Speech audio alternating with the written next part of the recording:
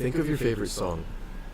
Likely, it brings vivid memories, whether it be where you were the first time you heard the song, or that one time you felt an intense emotion while listening.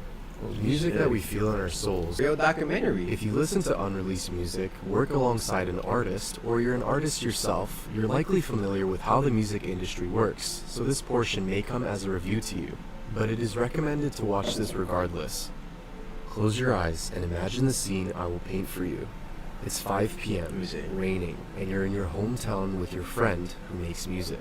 For the past 10 minutes, he's been on a FaceTime call with someone you don't recognize talking about samples and clearance. As you enter into a dimly lit studio room your friend booked for the night. You sit down on a soft couch and look around. You see your friend going into the recording booth while someone you aren't very familiar with sits in the room in front of you next to all these buttons and sliders. The beat starts playing.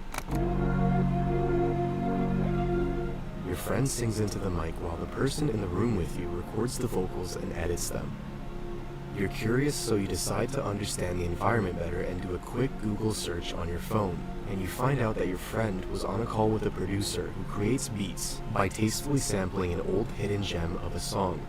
You then wonder how easy it is to work all of those buttons you saw, and come to find out that it's a large learning curve worthy of only someone who likes to be an audio engineer. You quickly connect the dots, and it all makes sense. The producer produces the beat, the artist sings, and the audio engineer works the vocals. You realize that songs require a team and they take genuine effort. Today was a good day. No technical difficulties, just pure passion and storytelling. You trust that each step of the process acts as a team and at their best effort. Open your eyes. That artist would go on to post snippets of 2 songs he had made that day. Over the coming months, he spoke to his management, hoping to keep the songs. That's crazy. Fuck. Obtained permission to use the samples embedded in the beat from the original songmakers. One songmaker agreed to clear it at a price of $500. The other refused. The cleared song released, and it was a hit, but some fans wanted the other one too. Months went by. Fans kept calling for the song to release, but it never did. And fans, not knowing of the process, were left puzzled. After some time, one would expect fans to forget about songs once previewed by an artist, and some did, but the same couldn't be said about the growing few who saw a need for it.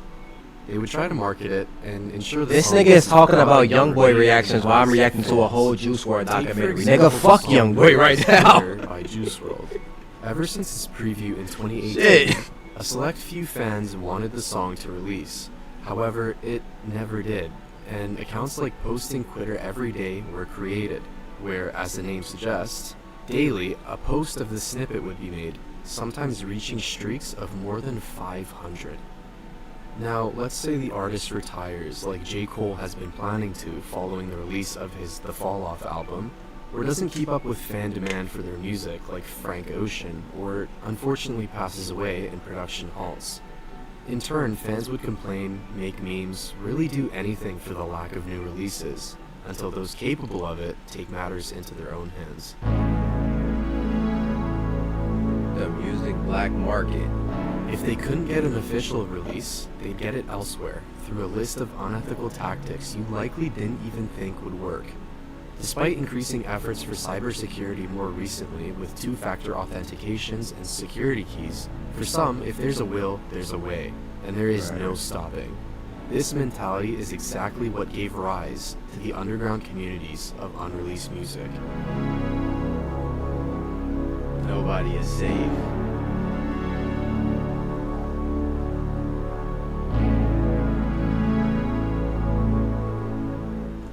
One can list any mainstream artist, and an underground leak community likely exists or has once existed.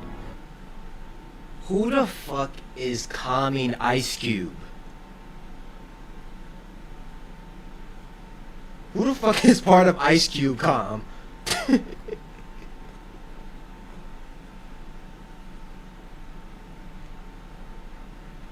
Who the fuck is part of Central C Com, bro? Me trust? Oh Lord have mercy, Jesus Christ. I pray for you, man. An artists themselves were conscious of this. Take Lil Uzi Vert for example, allegedly beating up one of his leakers to set an example. Skinny ass, bitch ass nigga, sit down. Fuck is wrong with you? Fucking hacking on my shit, motherfucking leaking my music, man. That's my goddamn job. Or when he put a lyric in one of his songs calling out another. While a separate documentary can exist for each of these communities with individual histories, one in particular catches the public eye, with fans talking amongst each other, influencers reacting, and even news articles being posted, all for its unimaginable prices per song, amount of songs leaking, and community efforts. Wait. Amount of songs leaking.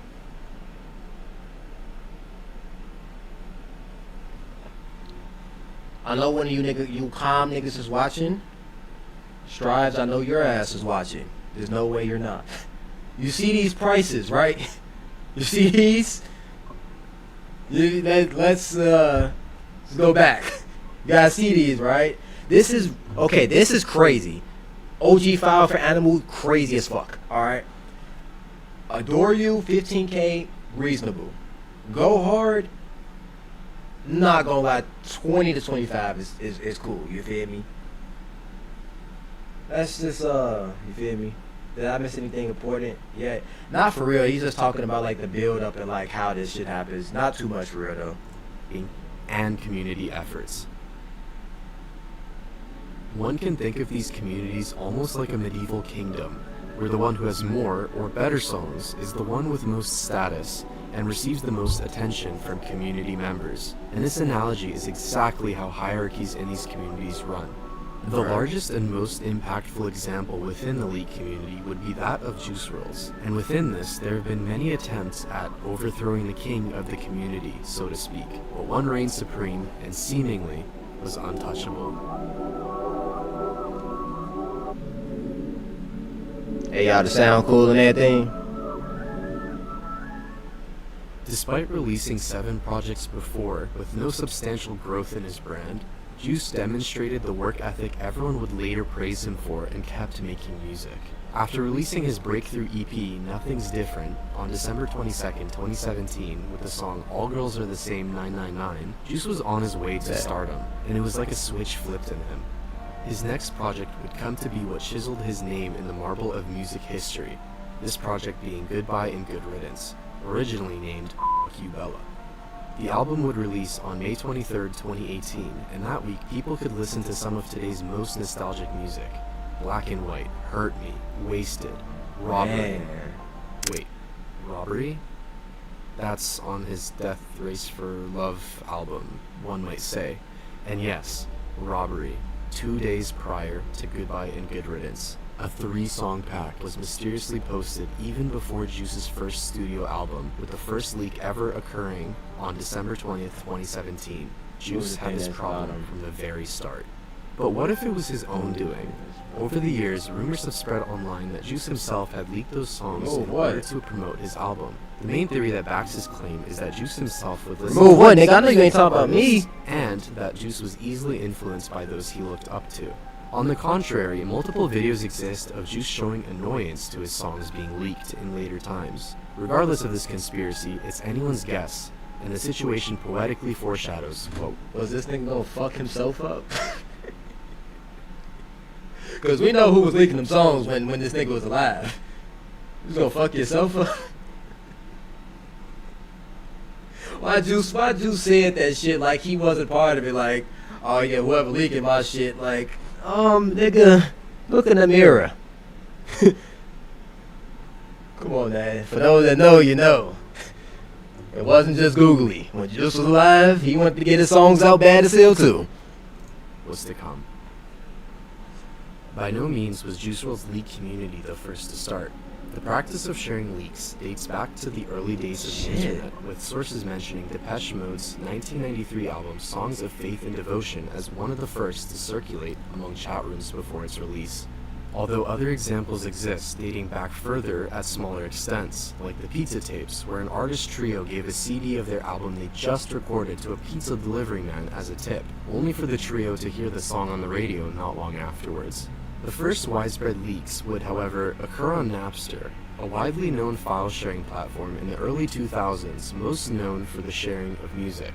Despite Napster's platform being used primarily to pirate officially released music, it opened up the door to any other audio files, starting the widespread distribution of leaks that many of us are familiar with today. Now, as Juice grew in popularity, more and more fans felt a deep connection to his music. And as was mentioned, they wanted more, sharing snippets of Juice previewing music on his live streams on Instagram, or really sharing any type of information regarding new leaks. Starting in late 2018, a Discord server by the name of Wrld, nicknamed Juice HQ, was created by a small group of people, and no time was wasted in mere speculation. Obtaining songs unavailable to the general public was prioritized. The first of more than 1,000 to come, a song named Rebel Blood was bought for $50 on the 2nd of June. Are you fucking serious?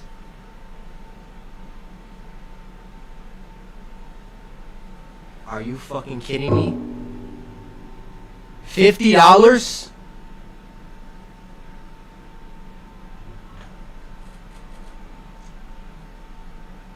What happened? So you mean to tell me if I decided to focus on school, if I decided to focus on JuiceCom instead of school, I could have been buying Juice Leaks? Nigga, I'm focusing on high school and shit during this time, and I could have just been buying Juice Leaks? I'm sitting there spending $50 to get a motherfucking cart. And I could have been buying a crazy ass song. I could have made a crazy fucking investment. This is like missing Bitcoin twice. Oh my god. Holy shit. Like, imagine if they never leaked this song. They bought this shit for $50 and still haven't leaked it to this day. Like, holy shit. I'm sitting here trying to get $50 and to buy me a cart and a battery and shit in high school. I could have been buying Juice songs.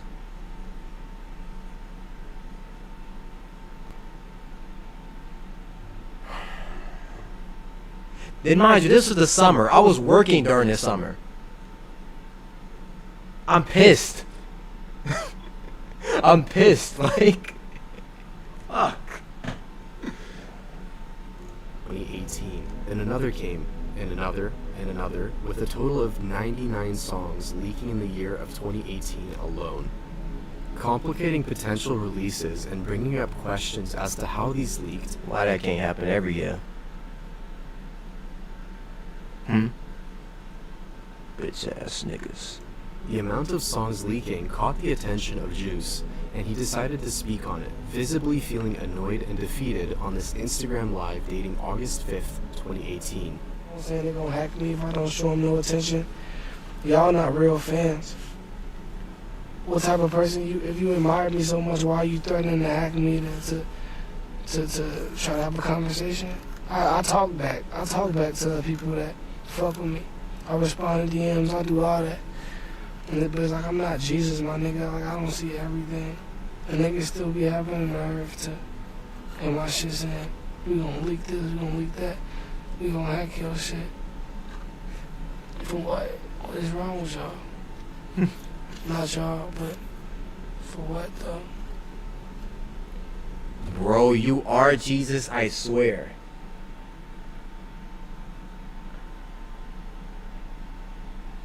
I'm not gonna say if he right or wrong, but I understand. That's all I'm gonna say about that. I ain't gonna say he right or I'm not gonna say if he right or wrong, but I understand. Like, why are you hacking me? Like, what the fuck? Shit hella weird. Niggas is weird. This community would continue on buying songs for the sole reason of hearing them in full quality. I know this nigga sounds sad about this shit, but he's just high. Like, trust me, I don't think he gave a damn for real, as like he sounded. Like, I don't think this nigga is actually sad or like irritated or agitated about this shit a little bit. I just think like this nigga was high as fuck. But like the thing is, and what niggas have to get, that you came into this fucking like music game with a whole different sound. I feel like what niggas don't get about Juice WRLD, his music is euphoric. You feel every emotion and feeling out of his song from his voice. Like you just feel the frequencies like through your ears. So there's no fucking way. It's like you fucking the shit out of a bitch and then never fucking her again. She's gonna be like, you just like that bitch gonna be like, you ain't no way in hell you finna fuck me like that and then just dip. Ain't no way you finna drop this hard ass music and just dip, my nigga. Which this nigga ironically did. But you feel me? That's just like how it is. You feel me? Oh, bro. That nigga Juice, I think that nigga Juice got it though. I just feel like on Juice's shit, he was trying to get us to understand like he part of a label. He can't really like drop shit. So since he can't really drop shit, like I feel like a lot of the songs he wanted to drop.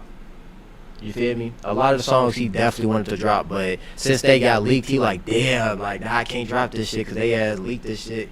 Bro.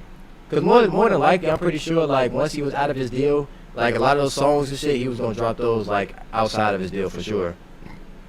But like nigga, drop. Same thing to the label, drop these fucking songs and we wouldn't have these problems.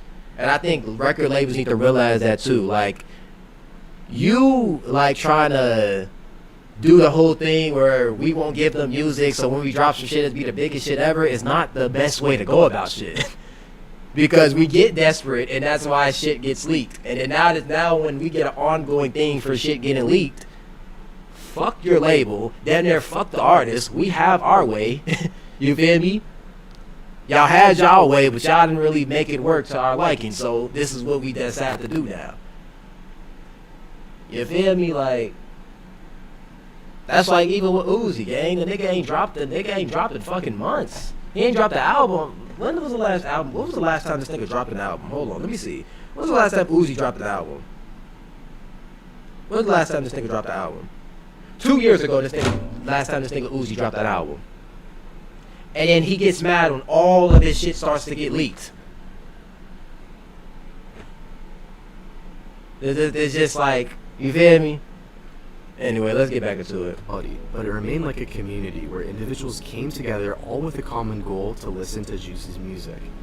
What documentary? This one right here, my boy. The community would evolve from Juice HQ into Juice Hub, an infamous Discord known as the place that everything was orchestrated and the place that became so iconic that its identity remained. YouTube.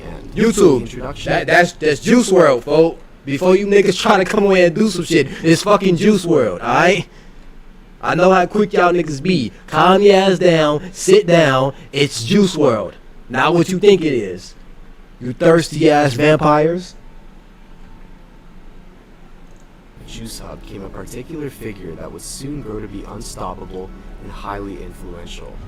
Googly woogly, I've been gone for a bit. My bad to the people who've been trying to reach me. I literally don't even have a phone right now, LOL. If I do come back, I'll make a public statement addressing everything that happened, but just know there was a bunch of out of context shit to make me look as bad as possible because I didn't want to send my entire vote to some random nigga online. It was long overdue for a break, but yeah, regardless, I put out I don't get no fuck no more. As Googly, following the month of May.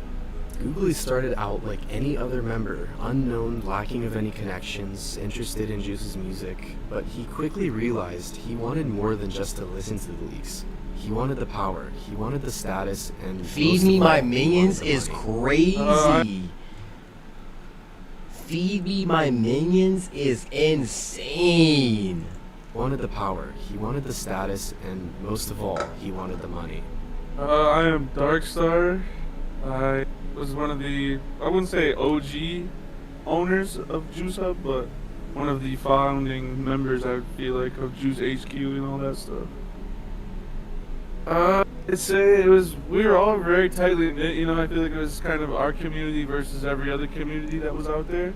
This is Darkstar. He's a long-term member. And we just were a very strong community in terms of group buying. We finished group buys faster than any other con. We always got the outreach out there. We got all the fan pages involved. We got all the, just a lot of members of the community.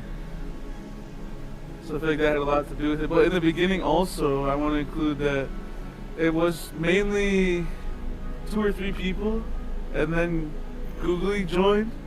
And then I feel like when Googly joined, the toxicity kind of rose a little bit more from him joining. At first, when he first joined, he was just like very cocky. Like, first, just show me the songs. Where's the songs? Who can I buy them? Who has the most songs? I need more music, more songs. And I feel like, you know, it was cool because he was letting us group buy those songs, but I feel like for the long-term aspect, it was more of a money grab in that, you know, sense. But if he did like Juice World from the start, so, but he just didn't seem like the biggest Juice World fan in the world to me, you know, and he just was very toxic in the way he carried himself in the community, like, oh, I have all these songs, like, you must respect me, and blah, blah, blah, and he was very kind of racist in the beginning. He would always say the hard R and stuff, and I tried to correct him on that and get on him about that, and me and him butted heads a lot because of that. And he really didn't like me at first, and I didn't like him at first, because he just was so new to the community, and he was just so strong, like, right off the bat. Oh, yeah. I feel like he definitely tried to give us a bunch of songs. He definitely looked out for the little guys, you know, So, because we don't dick ride these niggas no more, like how we used to, that's why we don't get songs. That's what I'm getting at, because I feel like if we still gave them this attention and was steady dick riding how we once was, we'd be getting these songs, you feel me? We not giving these niggas enough attention. These niggas, like, I'm broke. If 1,000 niggas right now beg Googly to come back, that nigga will come back. 100%. And I've been trying to tell y'all, Googly and these motherfucking people that resell Juice WRLD songs, that be group band Juice WRLD, they're not real Juice fans, bro. They just either, one, trying to make some bread, two, they like the attention and get a thrill out of just like getting all like this attention from fans wanting these songs and shit like that, you feel me? Like, it's like they got something over us, you feel me? People get like kinks and shit out of that shit, bro. Like, dead ass. Which I don't fucking understand. Like, Tragic, who's owned like fucking owns Mercy Lago and shit right now. The nigga literally gets a kick, like his kink is his songs getting leaked on him. Like, him getting snaked, he likes that shit. And I damn near the only way we'll get songs from that nigga is if he gets snaked. So it's little bullshit like that. Like, these niggas not real Juice fans. They just like how this shit makes them feel, and they like the thrill of it. Like, nigga, we actually want songs. Like, me personally, if I was to be owning these Juice WRLD songs, even if I had my own money, if I had money to really buy these songs, I'd just leak them for free. That ass. I'd just leak them for free. Cause like, I really fuck with Juice WRLD, and I know people like me fuck with Juice WRLD. So you feel me? Like, I would just leak all the shit for free. Now, of course, I would build hype up towards these leaks, but that's pretty much it. Like, I'd probably ore farm a little bit, then yeah, but you don't get the shit for free. Ore farm or group guys, nigga. Like, you feel me? That's just how I would be coming. Like, obviously, if these niggas just had money to throw away on songs, like, you feel me? Y'all got money to leak these bitches for free. They just, you know, some greedy shit. You believe that Travis didn't know about Shrives? I think he did, honestly, because honestly, it doesn't make sense that you wouldn't know. Like, you're part of Discord Com, you're part of Juice Com, and I'm pretty sure you have seen, like, over the course, I'm pretty sure out of these times that you just haven't been that off the fucking radar that you didn't know your song was being group by. That ass. But you know why, like, it doesn't fucking matter? Because Tragic is just gonna come back with a fucking crazy snippet of, like, Mercy Lago or some shit, and everything is gonna be fine again. Yeah. That ass.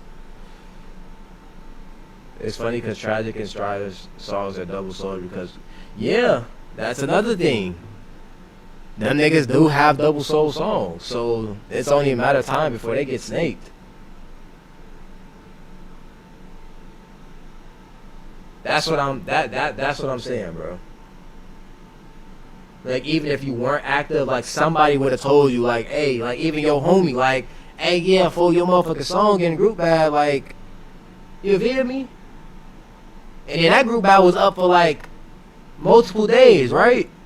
If I'm not mistaken, like, even it, like, Hell no, I'm not buying that shit, for he knew what the fuck was going on, gang. Literally, all the nigga finna come back and probably leak Mercy Lago for free, and then guess what? Everything's all peachy again. And then Googly, I know Googly is gonna come back and he's gonna try to win us back some type of fucking way. Or he probably doesn't give a damn about us no more. I'm telling you, Googly is gonna come back. I feel like he's stacking up on songs. You feel me? And he's gonna try to come back, leak some crazy shit, and say some dumbass paragraph, and then oh yeah, we're back tight. Double selling the songs was a good thing, to be honest, because nobody but one people would have had these songs like Cole would never switch. Yeah, it was a good thing, because like shit, like the songs ended up getting leaked on people. I thought it was a joke, and dude, I was on vacation, like come the fuck on, gang. Dumbass shit like that. If Googly randomly comes back and leaks tracks for free, would you let him start group buying songs again? No. Thank you, Googly, for racks, but no. We're not gonna go into this cycle again. No, like we're not about to get pulled back into this bullshit cycle. Like this shit has went downhill to the fact that we got niggas promoting crypto coins, niggas saying get 20K in fucking crypto coins for glow limit, 40 seconds of Juice World to leak. This shit is going downhill. Niggas are saying, imagine niggas have already paid for a group buy for the song, then wants us on top of that to get 20K in a random ass crypto coin so your ass can get more fucking money. Talk about scamming, like holy shit. And then that's how you know these niggas don't even care no more. They're openly scamming us. Crypto? What? Get the fuck out of here, bro. Honestly, I think Max Lord won't accept the deal from Daniel because I don't know what the fuck Googly got on that nigga. I don't know what Googly has on that nigga. But it has to be something crazy for like 800 bands. But I think that was 800K for everything. Maybe like, you throw Max Lord maybe a mil, 3 mil max. Here go, 800K. I don't think Max going for that. Googly, I'm pretty sure has paid Max over $1 million. Actually, no, he hasn't, because I forgot that Googly pays less for these songs than he sells them for, so he probably hasn't even gave him $1 million. Maybe 500K for sure, but not no fucking meal. Not no meal ticket, bro. They offer to even group buy songs for 100% max profit. That's crazy. So that's how you know niggas really just not from the community. Like niggas offering free promo to group buy these songs, my nigga, and you still not taking it? You ain't fucking with this shit, man. I'm pretty sure 800K is for all the songs probably. Like why the fuck can't I be rich and just leak shit free? I mean Max gets all the profit? Oh, even still, like, you feel me? Like, even still, like, I'm pretty sure you wouldn't go for that. That's why I said I really feel like you would have to give Max, honestly, a 1 to 3 million, even 5 million, to actually close that deal. I'd say 3 million, to be honest. That's Juice's deal. Like, I feel like for the rest of his songs, 3 million, folk. 3 million, folk. And the thing about it is, Daniel, he wants to be done with this shit. He was gonna buy these songs and leak them. Because he wants to be done with this shit. Because then once all the songs is here, what else is there? You feel me? But you already know the Juice WRLD community. Then you could still buy every single last Juice WRLD song, and for some fucking reason, here's another Juice WRLD song that fucking surfaced out of nowhere. That nigga Dan, you gonna think he buying every single song. No, nigga, it's still some shit lurking. Oh, bro. If Max Lord isn't being pressured about something being leaked about him, he is the dumbest person ever for doing some shit like this, because I don't believe Google. That's the... Okay, I understand what you're saying, though. Because it's just like, what I was thinking, it's just like, what the fuck could it be so bad that a person has on you that you won't take this money? Like, you give me 1 to 5 million for all these damn songs, whatever the fuck that nigga got on me, leak it. Give it up. I don't give a damn. I'm rich. I'm a 5 bands. I'm a $5 million right now. I don't give a fuck about what you say about me. Post it. Share it everywhere. I have 5 million in my account to go farthest away from the bullshit and just sit and stake out until I don't feel bad about the shit no more. What the fuck? I think it's like more deeply that goes into this, bro, to be honest. And then also this fucking nigga Max Lord obviously probably doesn't want to go to fucking jail, so I think that's a big part that plays into it as well. It's been close to a decade as well. Yeah. No, Max Lord hasn't. He's never going to speak on this shit, bro.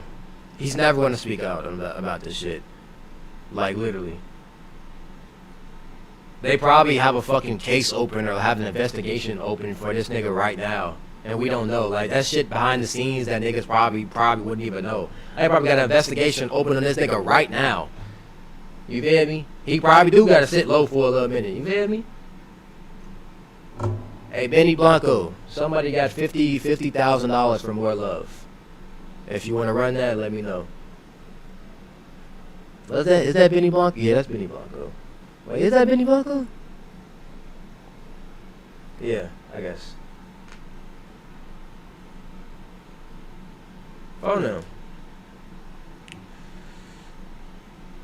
Hold on, let me see something real quick.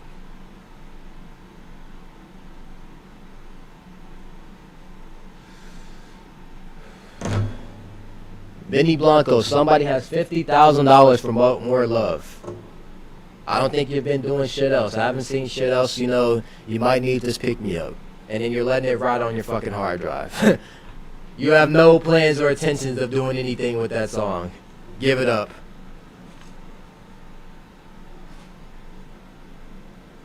They cooking up a case. Grade A always wins. Yeah, of course. Of course. They cooking up something. A real Rico case on this shit. Trust me. Trust me, my nigga. This gonna be a real Rico. Y'all gotta realize shit like this, Ricos and shit, this shit is built. We gonna look up in 2032, this nigga Maxwell going to fucking jail. And y'all gonna be like, what the fuck took him so long? They building this shit up. Cause when they get ready to arrest this nigga for this shit, they gotta be able to have everything and every right. So when they start the trial and everything, there's no getting out of this shit, my nigga. Like, they have everything they need. Yo ass, they wanna make sure your ass is going down, my nigga. Like, real shit. Grade A needs to go to jail too. For drugging their fucking artists just so they can do shows. Y'all seen that nigga Netspin? I don't know if you guys know who Netspin is. He signed to Grade A. They get that nigga right there. That nigga right there. He's an example that shows you that them drugs, Juice WRLD, yeah, he was doing drugs before he got signed to that label. But when he got to that label, he was doing them a hell of a lot more. That nigga Netspin is barely 18, my nigga. On stage, motherfucking folding and shit, you feel me? He's sitting over there leaning and shit on stage, falling off the stage, throwing up at the shows and shit.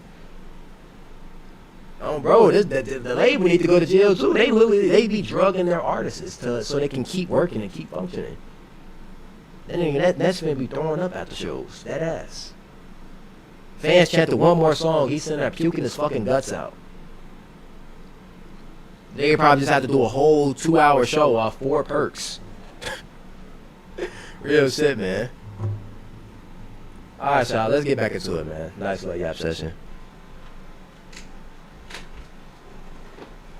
Fuck yeah, my mom's gone. My mom's gone, y'all. Fuck yeah. Don't tell me I can't smoke. Yeah, fuck that. If she come back and ask why I smell like weed, hey, I don't know. It wasn't me. Gonna try to tell me I can't smoke. Motherfucking doctor gonna try to tell me I can't smoke. Fuck out of here. Imagine I pre-rolled these bitches for a reason.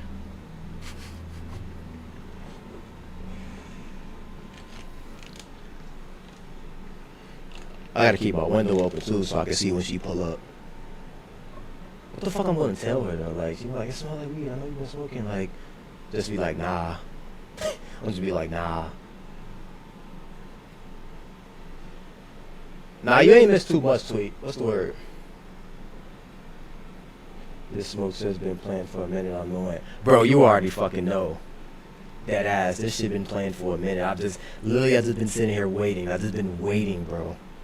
That's why I said before I start, let me just make sure. Let me see if she gone. You hear me? Let me make sure. You hear me? Before I spark this bitch up. You hear me? Before I spark this bitch up. Bro.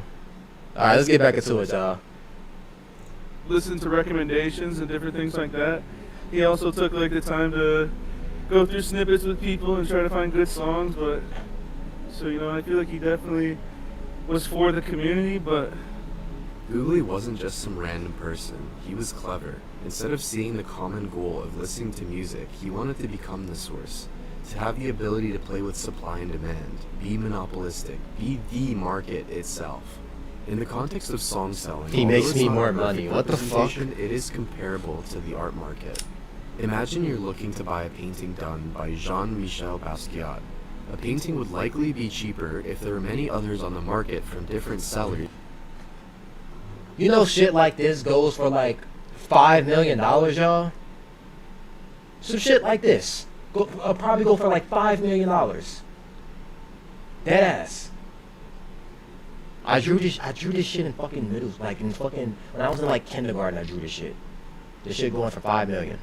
Just because each seller would try to undercut the other seller to sell their painting. The presence of more songs to sell should lower the price that can be charged. So, to conclude, in Googly's case, limiting song supply should theoretically let him charge higher prices. Hence, to accomplish this, he, along with a few others, would band together and create a highly private circle that rarely anyone was ever let into. In this, they would discuss how to get access to new songs, which were in the hands of either those who helped to make it, or the executives responsible for approving or disapproving releases for the songs. In order to understand how these songs were often obtained, it's worth taking a brief intermission to explain the process. Please note, this is solely for educational purposes, and attempting to do any of these will have legal repercussions. And if you are prone to these attacks, it's recommended you stay up to date with your passwords and data leaks. In the most likely case, a common way to obtain these songs was through database leaks.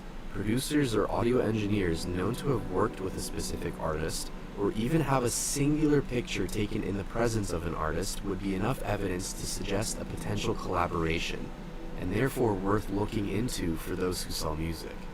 After a target is determined, their information would be checked via multiple data leak websites, and usernames and passwords would be noted.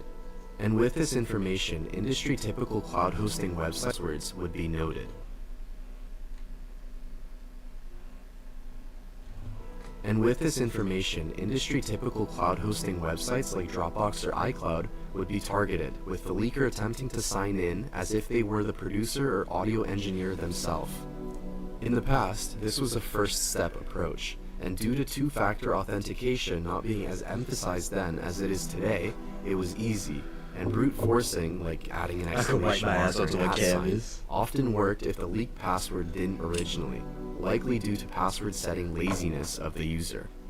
Another common method would be through keylogging and phishing attempts, where an unknowing person would have a keylogger placed on their computer, something that records the keys pressed on the keyboard, all through a downloaded file for the first case, or be linked to a fake, identical website to input sensitive info that in reality records. You mean to tell me there's a program that can remember the keys that I put in?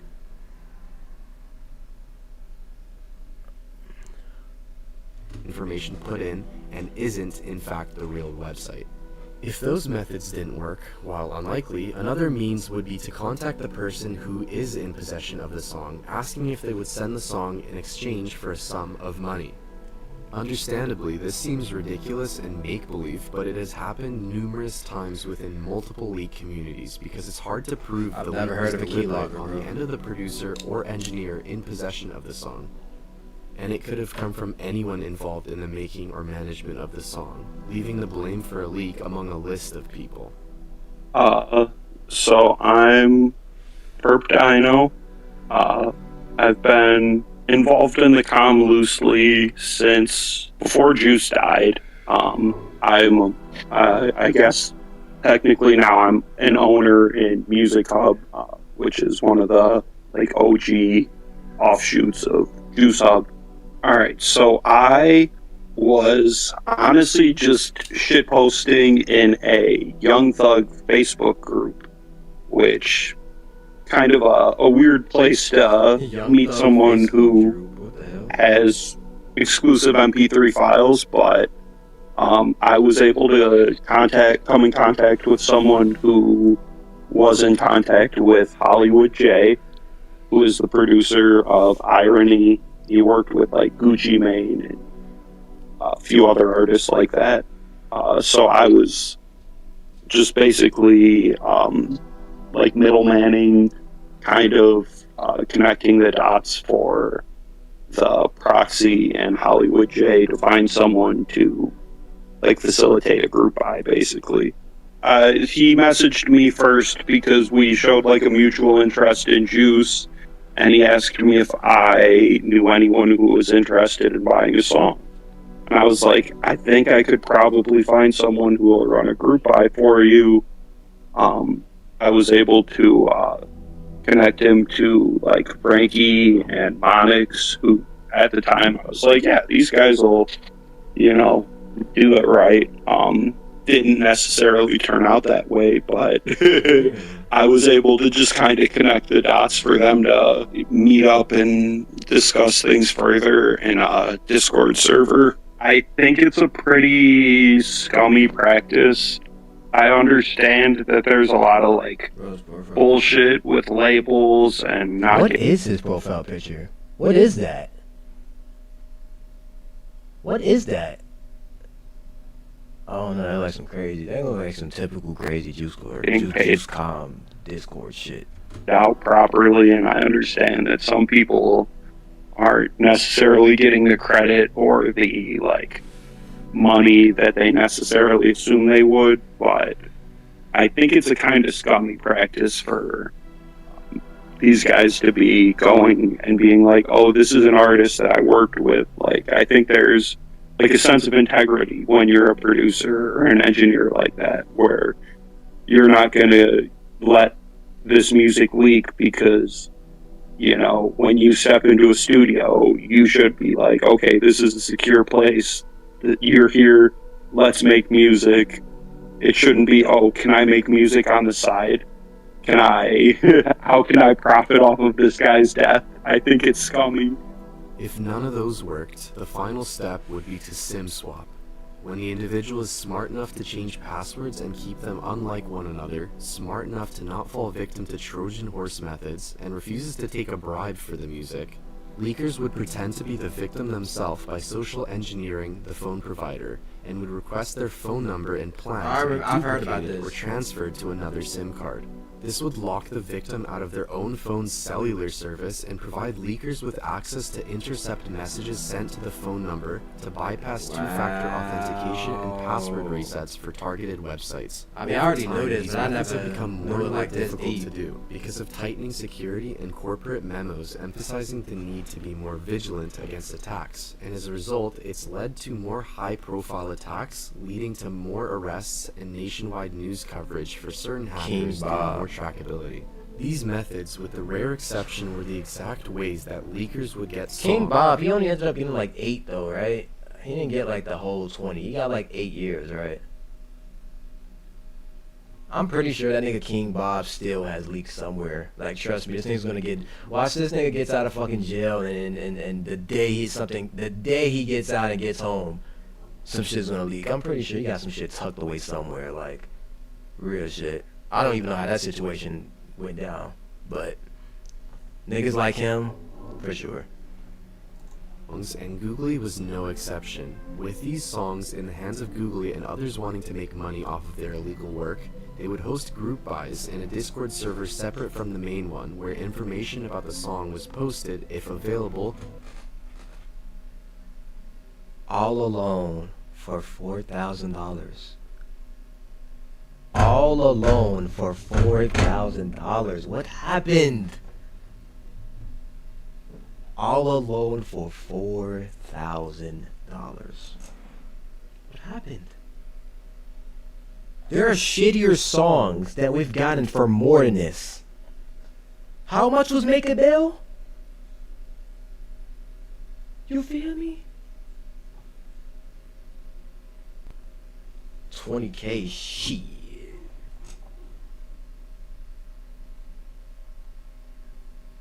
They could have pulled 25K today with this, 100%. $4,000 is what this song costed. Wow, man. Wow. along with the price. Essentially a crowdfund, but with specific Yo, Grade A don't care about leak because they money off leaks and when they decide to release in the future. Literally, they can just re-release the leaks whenever they need money. No, bro, and then plus they don't have access to the files anyway, so they have to wait for us to leak this shit anyway. Remind Me of You OG plus a mystery song, 2,700.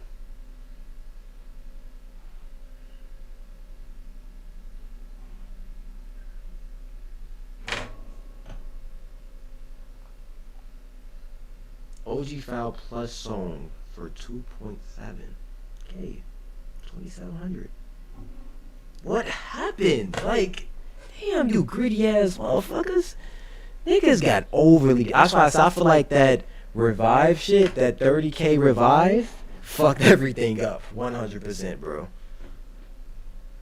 And then revive ended up turning into what, like 4 different songs or some shit? Actually makes me depressed seeing how good. Man! Back then, before I started the YouTube shit, you feel me? I was listening to some of the leaks that I seen on YouTube and shit, but I never knew about this. I ain't know how good I had it. I'm thinking like, damn, this shit just leaking, you feel me? editions. These group buys Revive not even that good for 30K. Large amounts, such as Girl with the Blonde Hair, now releases Arctic Tundra for $750 on April. This leaked for $750? Yo. This leaked for $750. Bro, what? This song is tough though. Like, realize this is a tough ass song. $750, bro. Yo. The Blonde Hair now releases Arctic Tundra for $750 on April 2nd, 2018, or Bye Bye for $700 on September. Yo, I'm about to get mad as hell right now, shorty. I'm about to get like furious right now. We're at $700. Bye Bye. Before this shit released, this shit was tough. Man, when this shit was a leak, I was bumping to this shit. Hit her with a bye bye, bye bye. Imagine hearing that shit when it first leaked, my nigga. $700. What the fuck happened? This song is better than a lot of the shit that we get group bad these days. Do you think Grade A will do anything for Juice WRLD's year anniversary? Yeah, they'll probably I don't know, probably add Lil Tyler onto fucking GoPro. November 27th, 2019. With many others in between and after, the group buys continued, remaining around under $1,000 for price. But how was the money sent from... No issues, 800. Ducks for 8...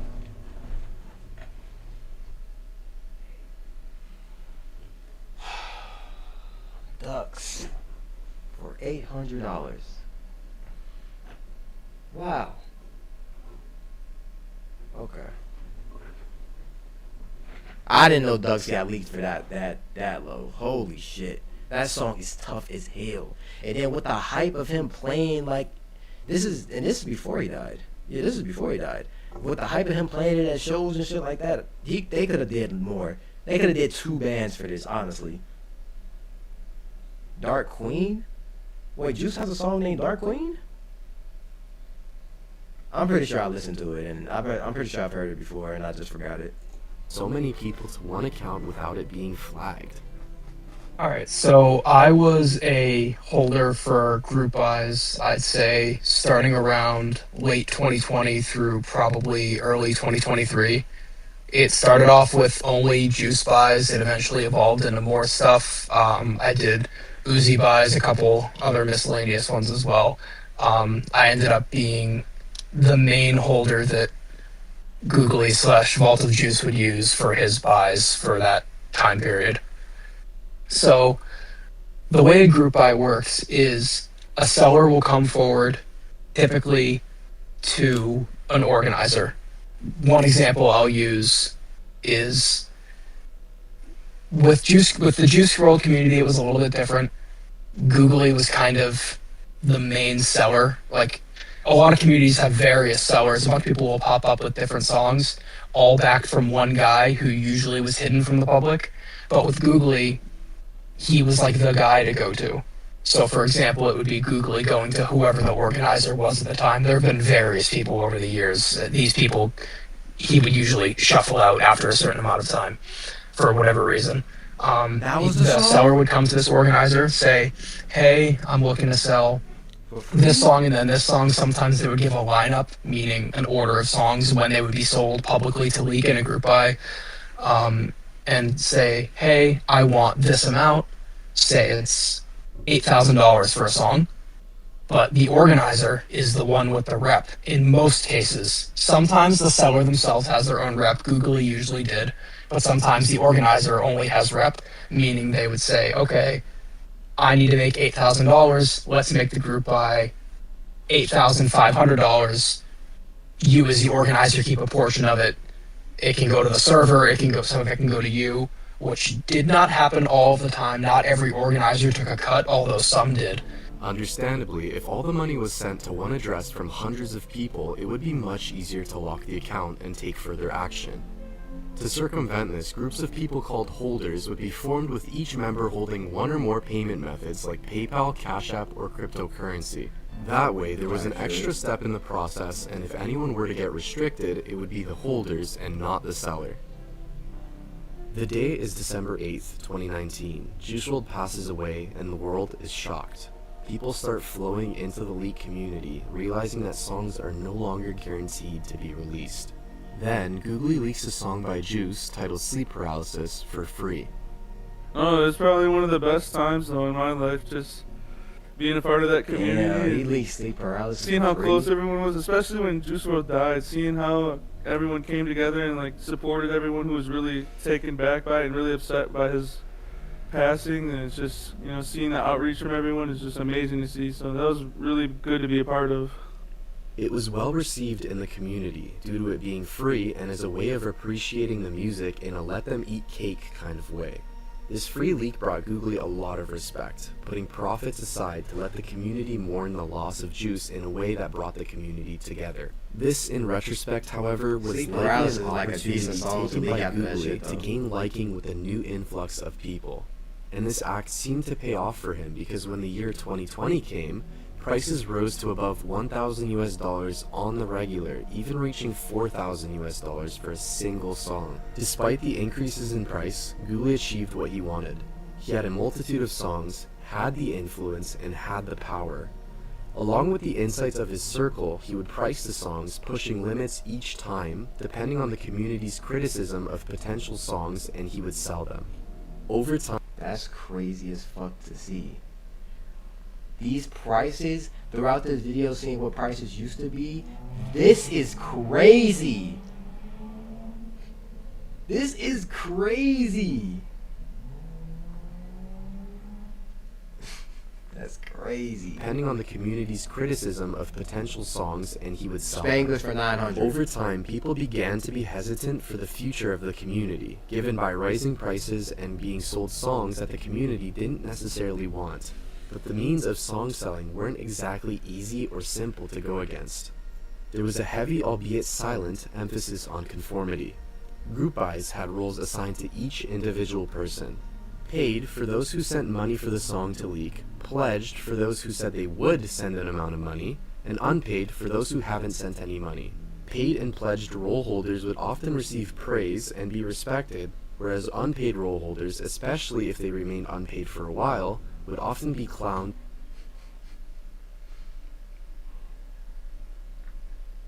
And this is like shit that I used to always hate with them. It was like, not everybody has money to donate to buys, and then also it's just like, let this be about the community. Like, be positive about this shit. Like, niggas want to clown the motherfuckers not donating and shit like that. Like, niggas doing this shit for the community. Instead of this, they could be like, hey, if you don't plan on donating, could you at least share it? Could you at least like share it around, let people know and shit like that? That's a positive route to go about it. But these niggas so greedy. You feel me? It's like, it really just shows, they personality shows like the kind of people they are. You feel me?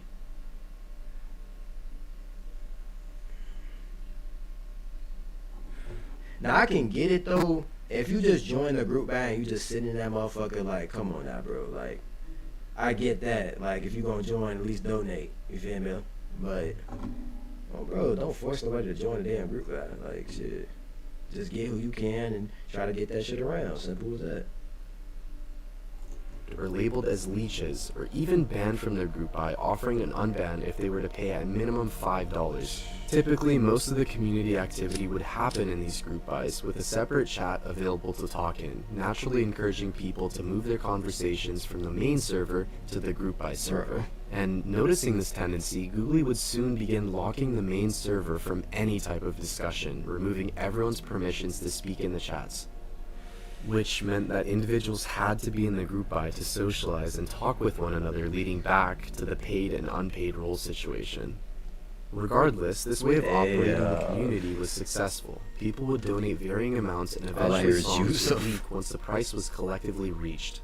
It's important to mention, however, that with each group buy, conformity would not only continue, but also encourage competition, seeing as to who can donate the most or one-upping each other, where people often instigated and egged on so-called goats who donated far more than the typical $5 donation. This would lead to peer pressure to not only donate more and more, but a community-wide expectation for subsequent group buys. This created an exciting environment to see who would donate the most and when said person would donate, but down the line, there was so much expectation of others' payments that some people would stop donating.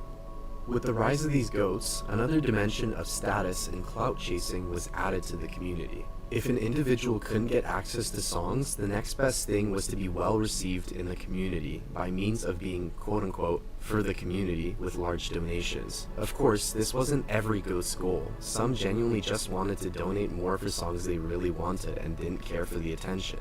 But for many, it was a status thing. Many would attempt to leverage their status to get closer to Googly, and for some it worked, but for many it didn't. While uncommon in the early days of the community, those who did have status... Shit, it got me my motherfucking friend request accepted. Shit. Some niggas ain't get shit.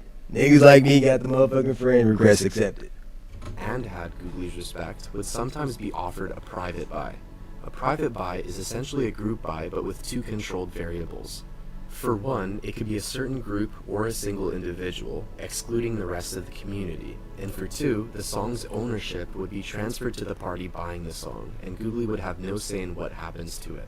Later on, it would turn to a business in the sense that if proof of payment was shown, some songs Googly didn't care about would just be sold to anyone as long as they had the means to pay.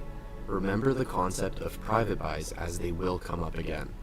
Let's fast forward to 2020. Juice's legacy was all in the hands of his management, Grade A Productions and Interscope Records, and people wondered what the next album would be. Would it be Juice's anticipated Outsiders album, finally released in honor of... I don't know why the fuck they didn't do this, honestly. Legends Never Die was peak, great as fuck. I honestly feel like that was the best post-homeless album they ever released. They still should have came out with this though. Then they could have did their own little thing for Legends Never Die. And then, wasn't the album supposed to drop that day or like the day after? Wasn't this supposed to, like, they real live seen this nigga died and took it as an opportunity to make more money. I think Googly has to be somebody from the label. He has to have worked in the music industry in some type of way. Like, you feel me? I honestly, when he got doxxed, I don't believe that's him. I don't think that's that nigga. I think that nigga's somebody else. You feel me? Juice's original wish? Would it be a separate posthumous album honoring the best of Juice's work? Nobody knew, and fans held their breath.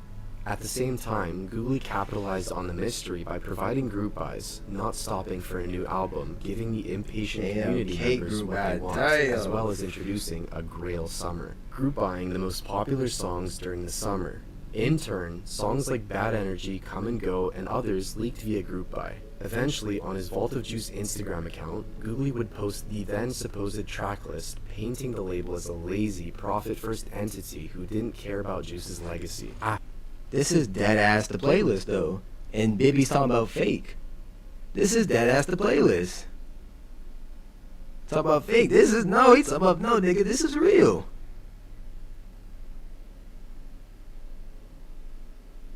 After all, for what the community saw, they put songs that had leaked on the Legends Never Die album, and Googly showed it.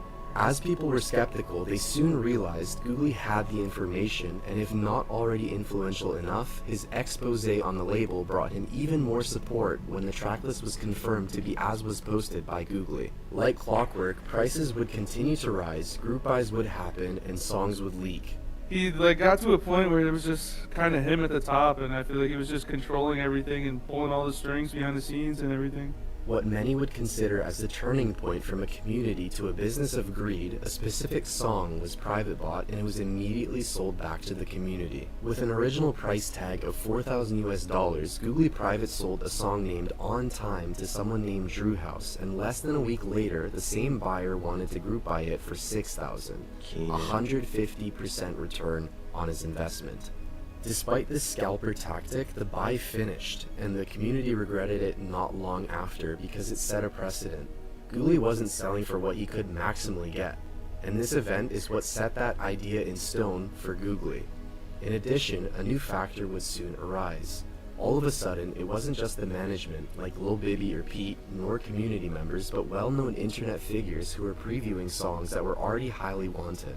Enter FaZe Clan, specifically FaZe Sway. Despite the community begging Googly to sell a song well known as Rental or Cha-Ching, there was rarely any actual action taken on promising the song will come potentially or eventually. Now, someone outside of the community had it, and the community itself felt annoyed. They had been begging for the song, and it was just handed over to someone, for a price of course. To community members, it felt like they were betrayed. All this loyalty of paying for various group buys, including songs that weren't necessarily well received by the majority, but nonetheless paid for and completed. Damn, well, what FaZe Sway? FaZe Sway bought Rental? See, this boy was thinking right. When he was around my age, he had the money. He was thinking right. He knew what he was doing. We can't say we wouldn't have done the same.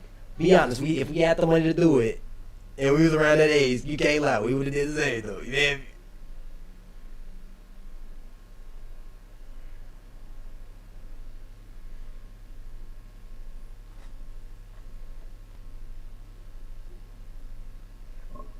Oh yeah, that's what I was looking at on, bro. Outsider who never spoke. I never knew though. That was crazy. I never knew FaZe Sway Private about that shit. I never knew that. That's crazy. He had full access and was flaunting it. By allowing this sort of partnership in a way, FaZe Sway received more viewership from fans of Juice, and the desirability and followingly the value of Rental substantially increased, especially because the song was thought to likely never release due to supposed sample clearance issues. Eventually, the song would be sold for a total of $15,000 US, leaking in the midst of the group buy, and to this day, some would argue it was the most hyped Juice Wrld song. Not to mention, over $8,000 US was collectively donated 3 hours within a few non-stop? hours. At first thought, many would consider $8,000 US to be a large sum of money, so intuitively there would be plenty of money to share with those that made it possible to accumulate, especially with the risk of their accounts being permanently shut down, but that wasn't necessarily the case. Honestly, Honestly, I mean, I was a little bit naive back then. Like, I obviously I'm now 21 years old. Back then, I was a little bit younger. I really just wanted songs, and when they would just ask, like nowadays, when they need to find a holder, they look for people who are very trusted, very backed. But back then, it was just anybody who had verified payment methods. So when they asked, I just said, "Oh, like I have a verified Cash App, a verified PayPal, whatever." And I was like, "Could I help?" And they were like, "Yeah, it would help get the songs out quicker if you helped." So I did, and eventually I got roped into it to where they would open buys and just like even before even inviting me, like usually like Google would send me the invites early, either to me directly or in like Juice Hub staff chat or something along those lines. They would end up setting my payment methods before I even got into the server, like just assuming that I would do it. And at that point, like, I mean, it was Googly. Like, he was the guy with all the songs I wanted. I didn't really want to make him mad. Nah, you know? that's Like, wicked. Who, even besides the songs, who knew what he was capable of? That's So I just kind of let it ride until I couldn't anymore. I would say I definitely didn't have it as bad as most. Like, there were a lot of people who had it a lot worse than I did. But I would say there were a lot of times where in every buy, everybody knows that there's cap counts and everything, counting money, realizing how much is left in a buy versus how many fees are charged, how much money is quote unquote lost. And by that, they could mean, oh, fake screenshots were sent, stuff like that.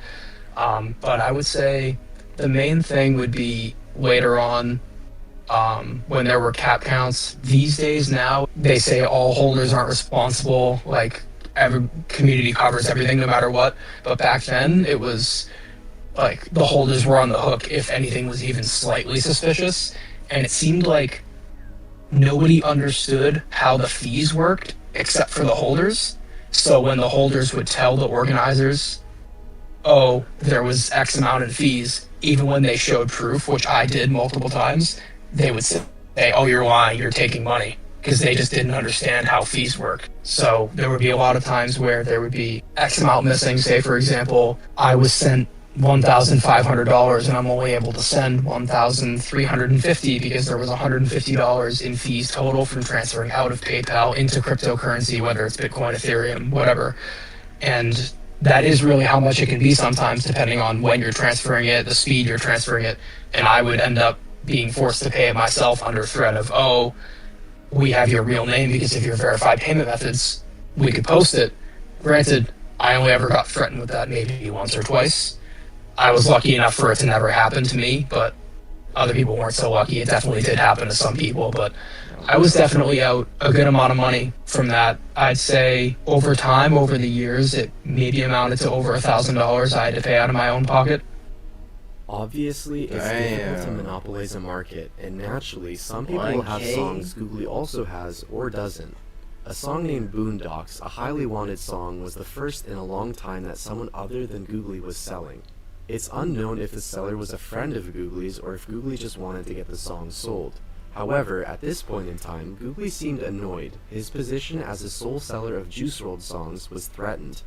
Not to mention, the seller of Boondocks was wanting to sell for $5,000 US, something Googly would likely not have sold the song for, given its desirability within the community. He would also go on to mention that he'd sell a song named Red Dead Redemption, also a song that was very highly wanted if the Boondocks group buy failed to reach its goal, adding to the visibility of his anger. Boondocks ended up reaching its goal, but Google... Gang, what? I'm glad it still reached its goal, but that's weird as fuck, though. Y'all can't even lie, that's weird. Like, niggas should have been, like, known, like, this nigga wasn't for the community doing shit like this. Instead of getting multiple Juice songs out, y'all was like, no, fuck this Juice song, fuck his shit, come to my shit, give me your money. Like, what? That's crazy. Adding to the visibility of his anger.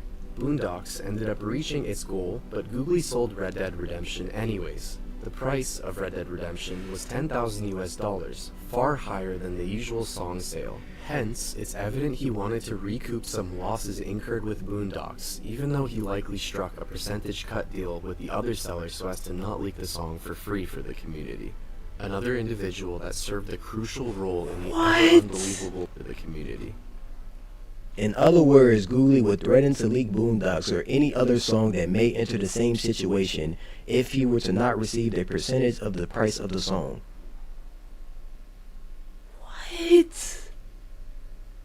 This nigga is wild. Like, I promise y'all, this is the greediest shit I've ever heard. Like, I've ever seen, heard, like, ever watched. This is like the greediest shit. Like, the greed is crazy, bro. Another individual that served a crucial role in the ever unbelievable plot of this community was someone by the name of Baller Davis III. Like before, while most failed, Baller Davis was able to enter Googly's circle, and alongside Googly, was responsible for certain actions made in handling the sale of Juice's music. Crucial to the history was a situation that happened in later 2020. A recurring event seemingly, however, was later I can't see that shit. 2020. A recurring event seemingly, however, was that despite constant teamwork during the selling of songs, Googly took large majorities of the cuts of money flowing in, and Baller Davis III soon had an idea. He would go on to create an account named Definitions, snippeting songs that him and Googly would share, attempting to sell the songs entirely for himself. This didn't last long, however. Googly soon noticed that the songs that were leaking were ones that him and Baller Davis shared, and soon, Baller Davis was thrown into the flames. Googly would go on to leak a pack of songs they both shared so as to ensure Baller Davis wasn't able to make a pack of songs they Oh God, there's only no trespassing. Long gone part 2. Worth it. Late night.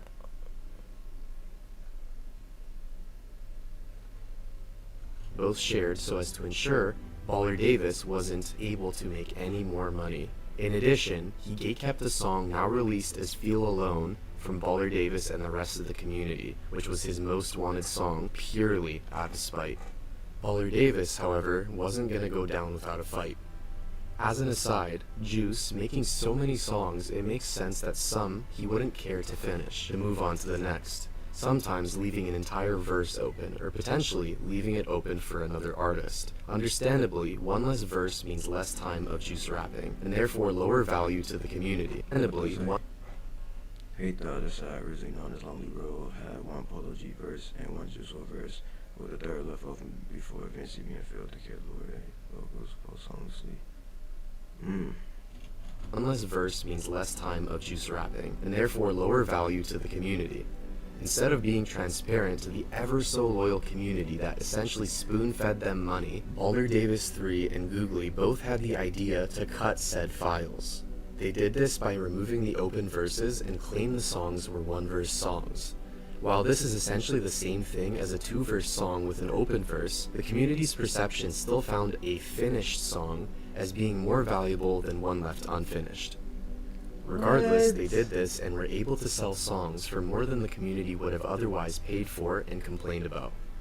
Baller Davis, now out of the seller's circle, decided to out Googly and explain exactly what happened and how Googly was scamming the community, which was mainly by faking the true status of the songs he was selling. Nobody at the time understood why, but did. Since I'm leaving I'll show you. Damn. Like, I didn't know, like, I was just gonna say that. I did not know, like, this Juice Com shit run this deep, or like these leaks. This shit go down like a real rabbit hole, bro. This is crazy.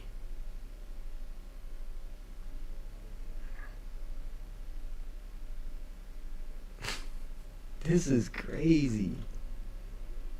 No, they were disappointed in someone so respected by many. Googly attempted to crisis manage by leaving, quote-unquote, the community for a bit, returning with a free song named Dismissed on Juice's death day in 2020, exactly how he did with Sleep Paralysis in 2019. Believe it or not, this worked. This was the first domino in the eventual downfall of Googly. That's crazy, because you know what's so crazy? I remember January 25th when all those songs leaked. If that shit actually would have went according to Googly's plan, he would have pulled the same exact shit and started the cycle again, bro. Like, ain't that crazy? If that shit actually would have went according to his plan, that ass, like, he could have pulled the same shit, leaked the song, then just kept doing the same old shit again. Crazy. Era began in the beginning of 2021. Group buys continued, and with the community growing larger and larger every day, in came with it what many call the crypto dudes. Because of the Bitcoin boom around the same time, they had more to spend. As a side note, you may remember the mention of Grail Summer. Typically, for these season-wide events, Googly would go live on his Vault of Juice Instagram account in a living room, playing songs yet to leak, all to promote what may come in the next Grail Summer. Community members would look forward to these times, expecting their favorite songs plus more. Though it sounds like people would wait until Grail Summer, given by other tactics encouraging people to donate less, Googly would sometimes threaten the delay or canceling of Grail Summer if a group buy were to move slowly or fail, and this often worked when people consistently donated. The catch here is that Googly would use the bait and switch technique, which is a commonly used tactic in shady businesses. So imagine you're buying a car, and you see an advertisement on TV, advertising a low price for a good car, but when you actually get to the car dealership, the cars just aren't there. This is what Googly would do, but with songs. So even if people donated to an otherwise slow group buy and the song was threatened to be vaulted if the buy didn't finish, it's likely that song would not have been shown regardless. Now, back to the crypto dudes. They would often enter into status through the goating route, donating large amounts to group buys, essentially proving they had a lot of disposable money, donating thousands to multiple group buys. Eventually, this gain in status would lead to private buy offers from Googly. The songs private sold were songs that weren't group bought, which, in retrospect, is likely due to him knowing that the community won't realistically want to pay the price that he'd want to sell them for. Despite this, the songs private sold remained minimal, and highly desired songs still came during the Grail Summer. My name is Alice, bro. I'm a multi-platinum producer. Probably most known for like producing for Juice WRLD, Young Thug, Migos, and like, yeah. They got this nigga producer for the documentary? For like producing for Juice WRLD, Young songs still came during the Grail Summer. My name is Alice, bro. I'm a multi-platinum producer. Probably most known for like producing for Juice WRLD, Young Thug, Migos, and like, yeah. Almost everybody then like Travis, you know.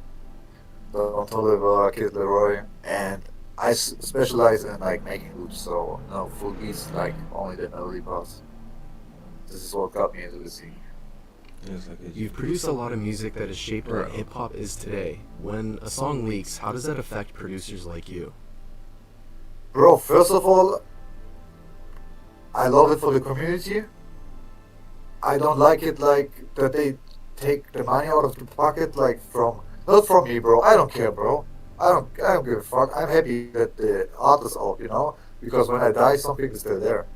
But like that, like the community gets like drained so much, you know, like 500k this song, 100k this song. Bro, if you leak it, just drop it, bro. You know what I mean? I don't give a fuck.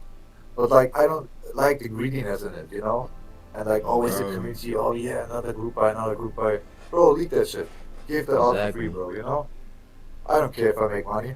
You remember, like, back in the day when they said they want to drop K like a Russian? I told them, bro, I want 0, bro. 0% to drop that shit. So the producer wanted $0, didn't want no money, and they still didn't drop the song. They didn't have to pay no one. They could have kept majority of the money.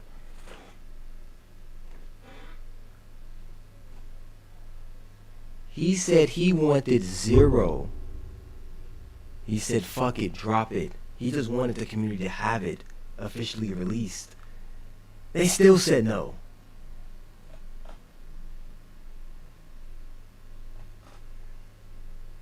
He produced designer? Damn. That's crazy, bro. Damn. Grade, it's like, that's what I'm saying. Grade, y'all see how Grade A and Googly, they sound to like Googly, he's somebody. He's somebody, bro. Like, he has to have worked in the music industry or he works directly. Y'all see how it's make like this is making too much sense between these two. You feel me? Like, I don't know, man. And some of these questions and concerns will never be answered. That's the crazy part about it. For the first time in the community, around the time Fighting Demons was first being teased, the album after Legends Never Die, people seemed to have some pushback towards Googly. He attempted to sell the song Go Hard, despite the fact that Pete, one of Juice's managers, said it was going to be on the album. No matter what Googly tried to explain, how the song isn't on the album or that it will have a feature on the album and he was selling the original 2-verse solo song, the community was split. Some trusted Googly, others didn't. And to punish the community for losing trust in him, he would again quote-unquote leave and remain in the background for the time being. Meanwhile, others were ready to step up as act-in leaders. In the community, there were two main crypto dudes, as the community called them. Daniel and Lucky 4K, also known as Cam. Both had been in the community for a while, but only started gaining notoriety in 2021. Daniel remained in the background, mostly keeping to himself, whereas Lucky 4K you couldn't say the same about. And these are the people who Googly was mainly communicating with on his leave, private selling to each. To many people, Lucky 4K seemed to seek attention and portrayed exactly how the community operated to a large extent. He liked listening to Juice WRLD leaks, but also saw value in the attention he got, in addition to having the song to listen to exclusively for himself. He would stream on Twitch and sit in Discord voice chats teasing the same part of different songs he bought over and over again, and try to do smaller scale Googly lives on Instagram as Googly himself did. He would leak songs or preview larger portions if people followed specific accounts of his. I never actually ran the group eyes myself, I just provided. Damn, they got this nigga on the documentary too. Hey, fool.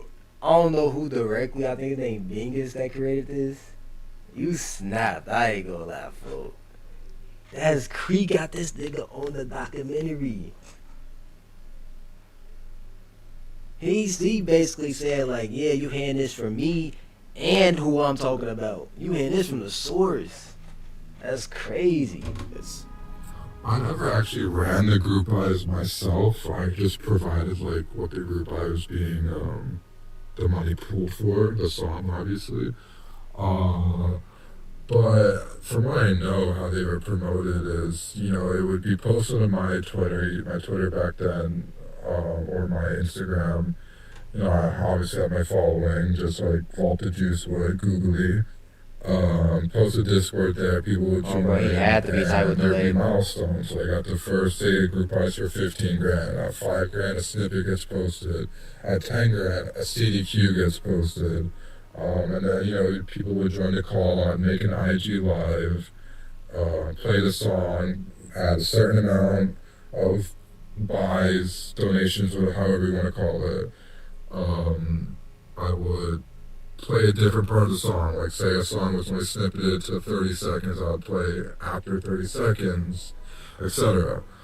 But yeah, just some other tactics used, just like some of the mods would like post, oh, and when this buy is done, toxic humans or whatever the calm grills are gonna leak, or the Scotty is gonna be the next group buy, and that's become a trend. They'll say like something big is coming next. The next group buy will be cheaper, just all schemes, but I was never really the mastermind behind Group Eyes. I participated in some, just, that's just how it was done. Evidently, there was an aspect of wanting status, and for this, Lucky 4K wasn't very liked by the community. To many people, his efforts seemed braggy. File folder. I've been in JuiceCom since 2021, but really, I've been listening to Juice since 2017. I've been friends with Cam since 2022. I've been a part of a lot of songs leaking, but also I've been around in the background a lot of the time. I left Com briefly in 2024, came back in 2026, January, but it's really who I am. I've been known for mixes and masters, really. How did you meet Kim? Mutual friends, May 2022. I was friends with a lot of people in updates like Yash and Vra/Jacob. And how was your relationship with Kim? At first, it was just mutual. Like we were all friends. We'd hang out on his server, Scat Pack. We used to just play games with him and watch him. Why did Cam decide to spend so much on Juice's music? So 2020, Cam goes to jail. 2021, he gets out. It's a young kid with a bunch of money, millions of dollars, doesn't know what to do with it. And he's friends with people like Derek, FaZe Rain, DJ Scheme. He's friends with all those people. And so at the time, it's just like he sees an artist he likes. He starts spending.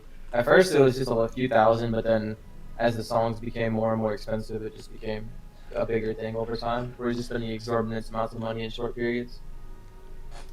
What do you think of the hate Kim received? I think a lot of it's unjustified. A lot of it's like people don't know the full story of a lot of things that happen, and that's partially because people like Cam and myself decided to keep a lot of it private at the time because there was no point in Com trying to understand something they would never understand. How much would you say Cam paid Googly for music in total, roughly? At least Googly, between Googly and Lucas, it was, because he was also buying from Lucas at the same time, so it's hard to say, but at least 250K was spent. Between Lucas, Googly, and then Shogani / there was some other kid, Soda Cup, that's his name. Mm-hmm. Between those those three people. It's the same guy that claims. Now, at this point in the community, information was valuable, like finding studios that Wrld recorded at, or the specific producer who produced the song, for the reasons of obtaining the song. But another thing people did look into was who someone was, and so those people decided to look into Lucky 4K. And he was secretive, but not entirely anonymous. Now, because he had access to all these songs and would donate large amounts, people questioned how he got his money and who he was. His answer was often similar to that of typical "I want it gambling" answers, in the sense he said that he invested in Dogecoin early on. Coincidentally, when his behavior stopped and he phased out of the community slowly, a news article often brought up in the community was one that involved a teenager from Hamilton, Ontario, Canada. It said that a teenager aged 17 was responsible for a cryptocurrency theft fraud exceeding the amount of 48 million Canadian dollars, which was the then largest crypto theft in history. Now, based on what the community had come to know of him, spending upwards of $20,000 for some individual songs, allegedly, that theft, it was him. Damn. Nevertheless, Lucky 4K allegedly remained on house arrest and continued his work. As a result of the limited number of songs willing to be sold by Googly, like the diamond industry, controlling the supply of songs outside of his reach, songs privately bought by Daniel and songs privately bought by Lucky 4K would be traded on the basis of respect, and with the mutual promise that the traded songs remained under the ownership of the original person who paid for them. In this sense, if Daniel sent song A to Lucky 4K, and Lucky 4K sent song B to Daniel, they both had the songs to listen to, but only Lucky 4K would have the power to sell or do anything with song B. Yeah, a lot of it, like, Cam had GoPro, and Daniel had Go Hard, Feel Alone. Like, they were genuinely friends. Like, Daniel used to be in the Discord server a long time ago. Like, he'd be in Scat, and they would all just hang out. It's now 2022, and with that mentioned, enter another guy named Wheat. He was a friend of Lucky 4K's and capitalized one of the most expensive days. Wheat! Hey, what you got going on, bro?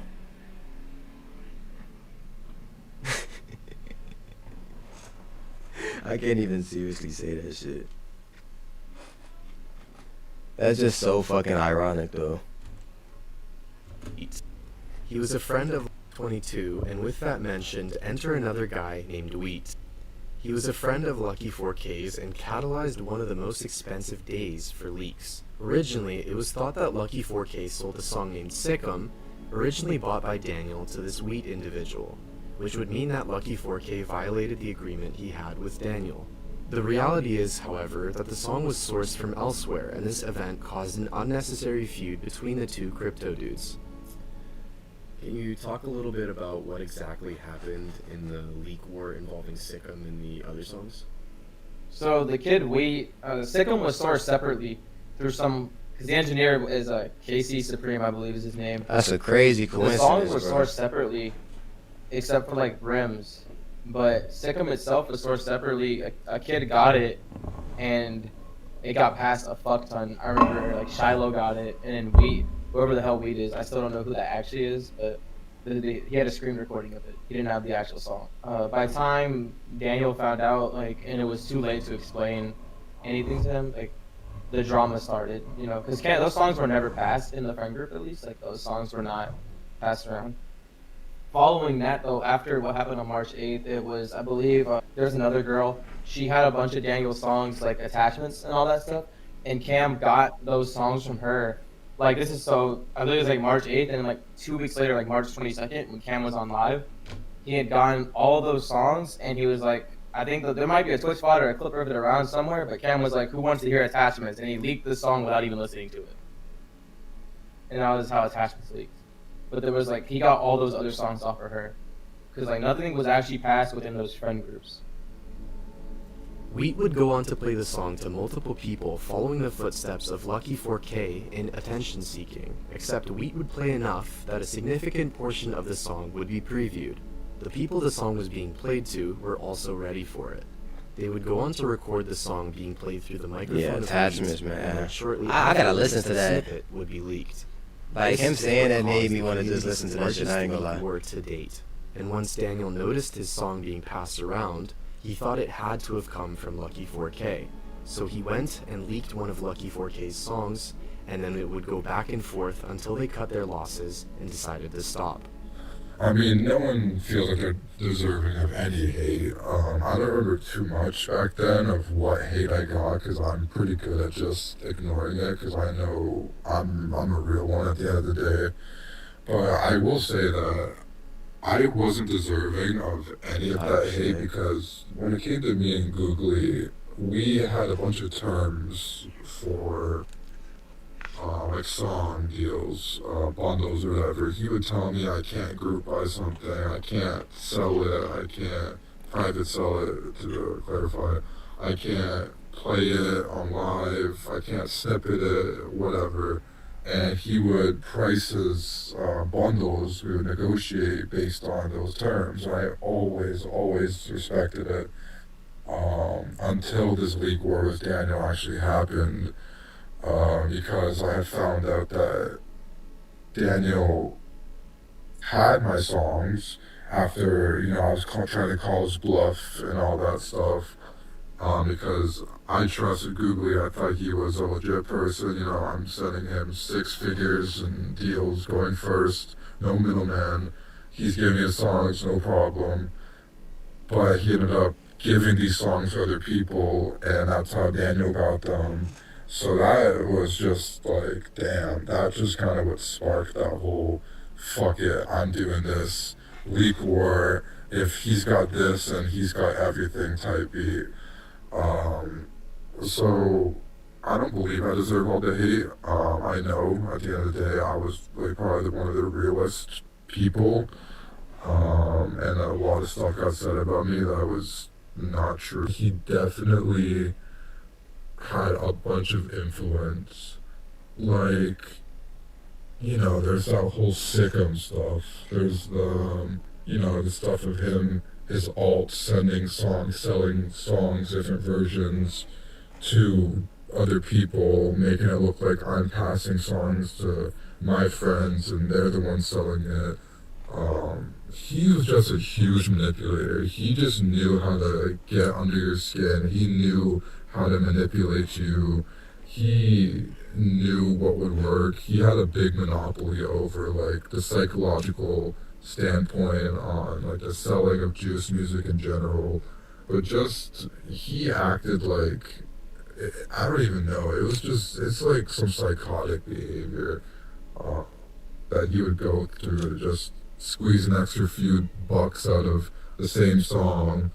But no, definitely he directly and indirectly orchestrated all that. Like not just me, between Daniel, anyone else, me and other people. Like there was times where this shit been even going more on. recent stuff in like 2023 with that whole like going MIA and stuff. There was, that came to light that all those alts selling those songs that I had passed to my friends mistakenly, that was just Googly using the Low information key that though, I was I am enjoying this more.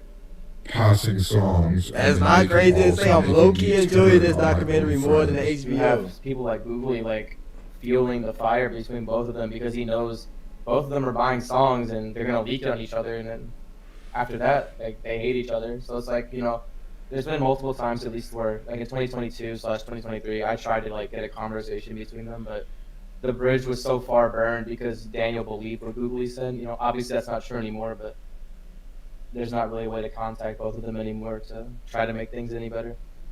In terms of value Damn. paid between the two crypto dudes, the value of the songs collectively exceeded $200,000 with prices at that time. A similar event between the two had happened not long before, but not to this extent. Eventually, Lucky 4K stopped receiving as much attention through being more careful and Just phased drop out out of the Wood, shorty. community. And later articles said he stole even more cryptocurrency and spent a year in jail in the US, allegedly, Jail. assuming it was him. Prices would continue to rise even more for some songs because Googly didn't have to sell to the community anymore. He could just sell to the crypto goats and it made more sense for him. Hard public. 30 songs ain't like just what song going goes. Damn. Googly would make more money, the crypto goat could keep the song to himself, and the song would remain exclusive. I think it's more or less also the fact that he knew Cam would pay. He knew that he would want this song or want that song. But Google would also, as the prices were going up, so were these like quote unquote restrictions. Like he was sold split what's it called? Wait for me. Split 808 freestyle, whatever it's called. He was sold that song with like What the fuck? the restriction that he can't preview it. What are these on? And so like Google took advantage of a lot of that stuff, knowing he had the money to buy these songs. Like he would buy a song and be like, "All right, you gotta pay 10K more to preview it."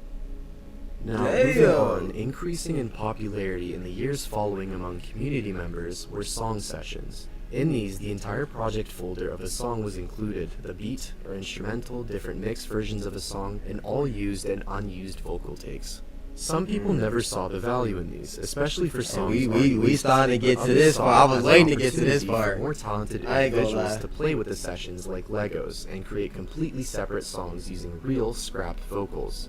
Some sessions would contain almost 20 minutes of scrapped vocals, and some would only contain a few bars. And like songs, Bro, that's sessions a would lamb also truck. increase in price over time and be dependent Well, on the song. probably like a Typically, lamb or the most something. positively viewed sessions were those that allowed fan-made completions of songs that Juice had originally left with an open verse. These sessions are also the sources for a lot of fan-made edits on various social media platforms such as Outer Space or 734 15-minute edition, which are fan-made and have no connection to Juice's management. Hi. I'm Marky, or Mark, you can call me whatever you want. What was this? I was pretty well known for my instrumental remakes and mixing and mastering for the unreleased short community. Okay, so STEM edits are really funny. Juice WRLD was... Everyone knows that Juice WRLD was a killer in the studio. He'd go in, rap over the same beat multiple times, and then pick out the song that he liked the most and then that would be the song that releases. However, a lot of those songs that were not used on the final beat, they're good songs, and there's a lot of good takes. And the leaking community, they've released these, or they've leaked the studio sessions that from when he recorded. And in those sessions, we have those takes of those songs that he either didn't finish or that he didn't like. And producers in the community would make beats in the same tempo and key signature to the original beat from the session, and then they piece together the song or like the unused takes into an actual song. Like a couple really famous ones was Violence. I remember that one was huge. It was like, oh my goodness, it's like an actual song, but no, it's just a stem edit. I think the song Sometimes. And one that I personally like have had my hand in was Out the Blue, which I've done with an engineer that I knew. And Down Bad was one where I personally produced the beat. I think I've also posted on like one of my YouTube channels where it shows how I made the beat for that. But yeah, stem edits are really neat. I really like the fact that he would have had so many songs, and we could just make more songs that we've like never heard of, just on new beats. And it's definitely a very interesting concept that I've never really seen with any other artist whose music is leaked or sessions. Wow. Alongside the increase in popularity of sessions were OG Crazy. files, short for original, which really meant unaltered studio music files. And to really capitalize on this, Googly, ever since the Baller Davis situation, was altering the files, renaming the songs to believable names, and also compressing the quality of the song by limiting sampling rate and converting to lower quality files with lower bitrate capacities. Without going into science too deeply, essentially, the songs would sound lower quality and without as much depth. Weirdly enough, even though it's widely known that Googly did this file altering for a lot of the GroupBot songs, it wasn't questioned. People probably didn't have that much hope that Googly would do anything to satisfy the community for free. This probably is why OG files grew in popularity. They'd be able to hear the song how it was made with no changes. Hi, I'm Dweller. Hear the song how it was made with no. Why OG files? Yeah, it felt more like Juice Song and CD. There was no sample from moving. I felt like it hit harder. Oh, bro, them wave files be hidden, shorty. The wave files be hidden. Files grew in popularity. They'd be able to hear the song how it was made with no changes. Hi, I'm Dweller. I've been in comm since 2020.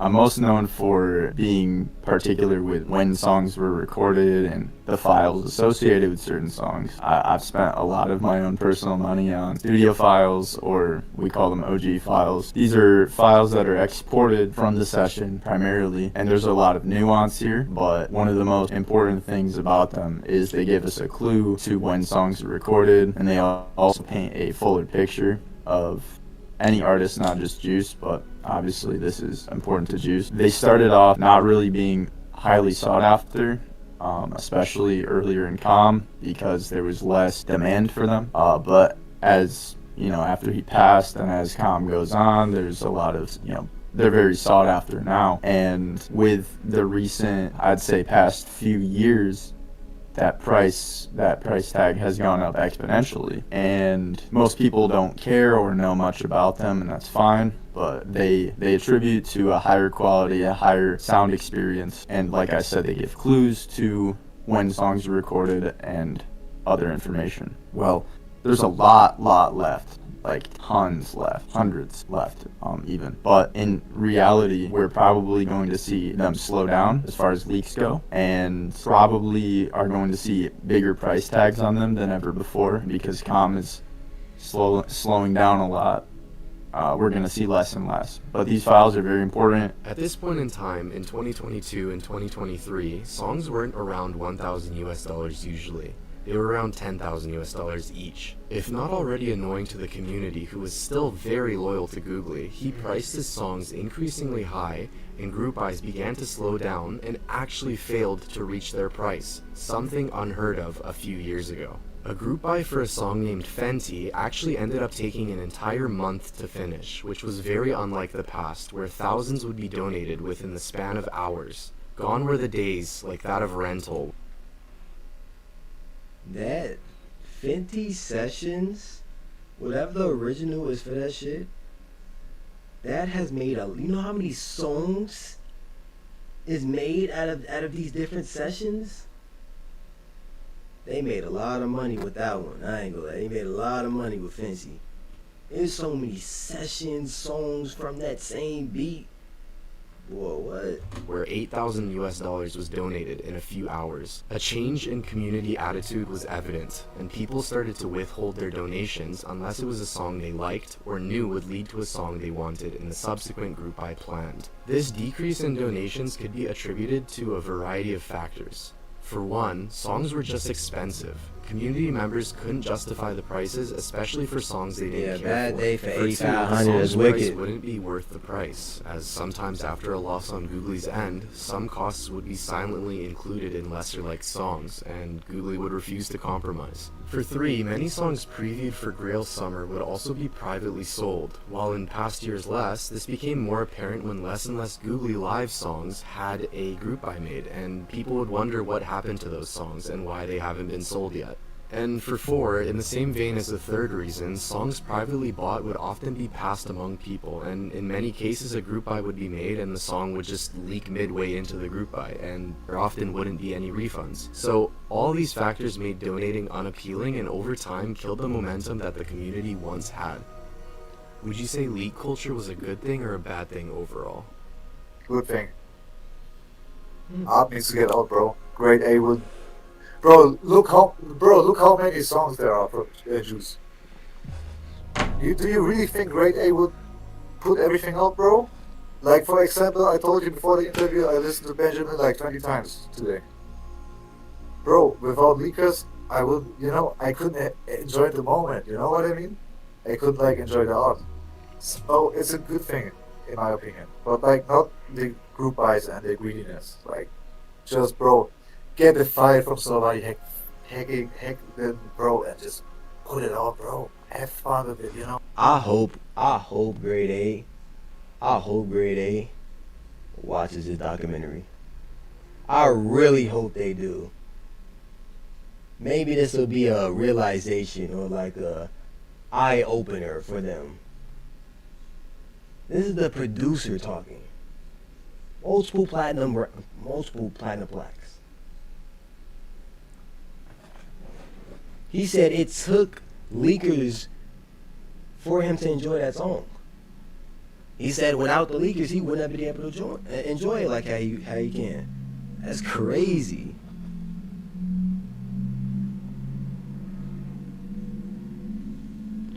I don't know what's with that label and what's wrong with them. I don't know at this point. It's like I'm kind of at the point where it's like I have enough Juice WRLD songs to listen to without really getting tired of listening to him. And I'm at the point, like, if something comes, it comes. If nothing doesn't, like, you feel me? To me, it's like, I got enough for now. Like, if something comes, because it's just like, I'm not going to keep on putting my energy and trying to get some shit when these niggas is bullshit. They really, once I really got into that realization that the label don't care about us, nor does the motherfucking leaders of this calm and shit, I'm like, bro, fuck am I giving a fuck about this shit then? Like, shit, I got enough songs. Like, shit, some come, you feel me? Yes, I do still want racks very badly, but unless a big amount of money go around this motherfucker, we ain't getting it. Share the art, bro. And what would you say is your opinion on leakers and people like Googly?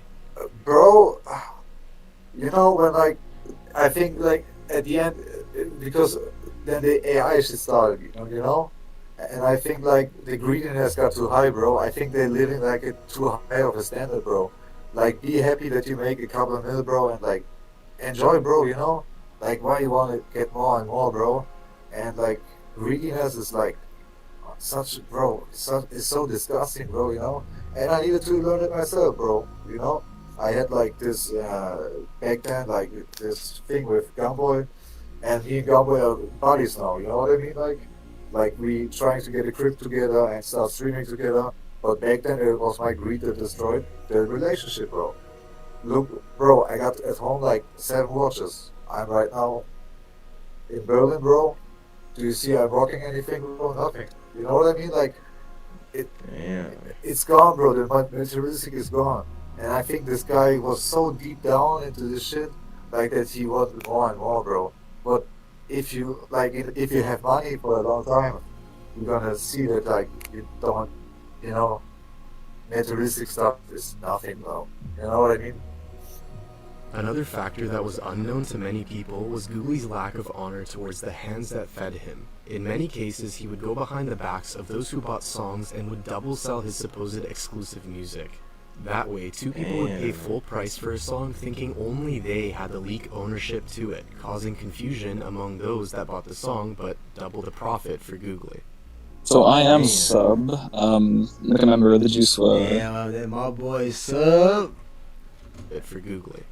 So I am Sub, like a member of the Juice WRLD, I guess like unreleased community or whatever. I guess I'm known most for like donating to group buys and stuff like that, and buying some smaller things like OG files and whatnot to leak. And yeah, I guess that's what I'm most known for. I'm not like some of the other crazy buyers buying songs and whatnot. I just kind of stick to the lower tier stuff, but still cool stuff for the community. And yeah, just donating to buys, helping with buys in recent times, stuff like that. Yeah, so essentially what happened was Sharky's a member of the community who had at that point been known for footage.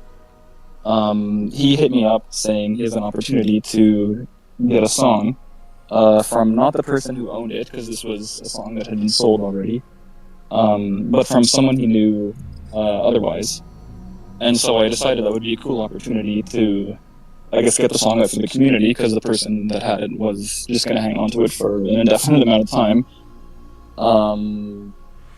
So we decided to go ahead and try to lock in this deal, and we approached somebody who is known for like helping with buys and stuff, so we thought if we get it, we could set up a buy for it through them.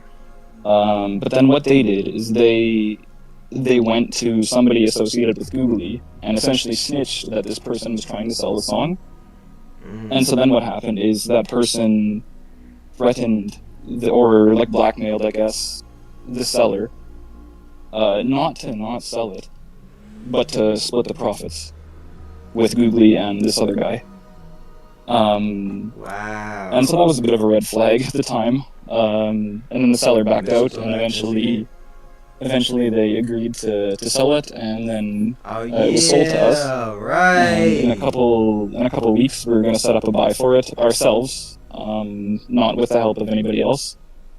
And we ended up doing that, and I think the day before it ended up leaking from our buy, Googly had sold it again to a third person. So he sold the same song 3 times, essentially, because he got some of the money from like our initial private buy. And I guess that's about it. It was just a weird situation like that. How it was like, obviously we bought it, we knew it was like an already sold song, but we didn't know that Googly was getting any of the money at the time. This is all like in retrospect. And yeah, so we sold the same song to 3 different people, and essentially like 3 times his profits on one song. Damn.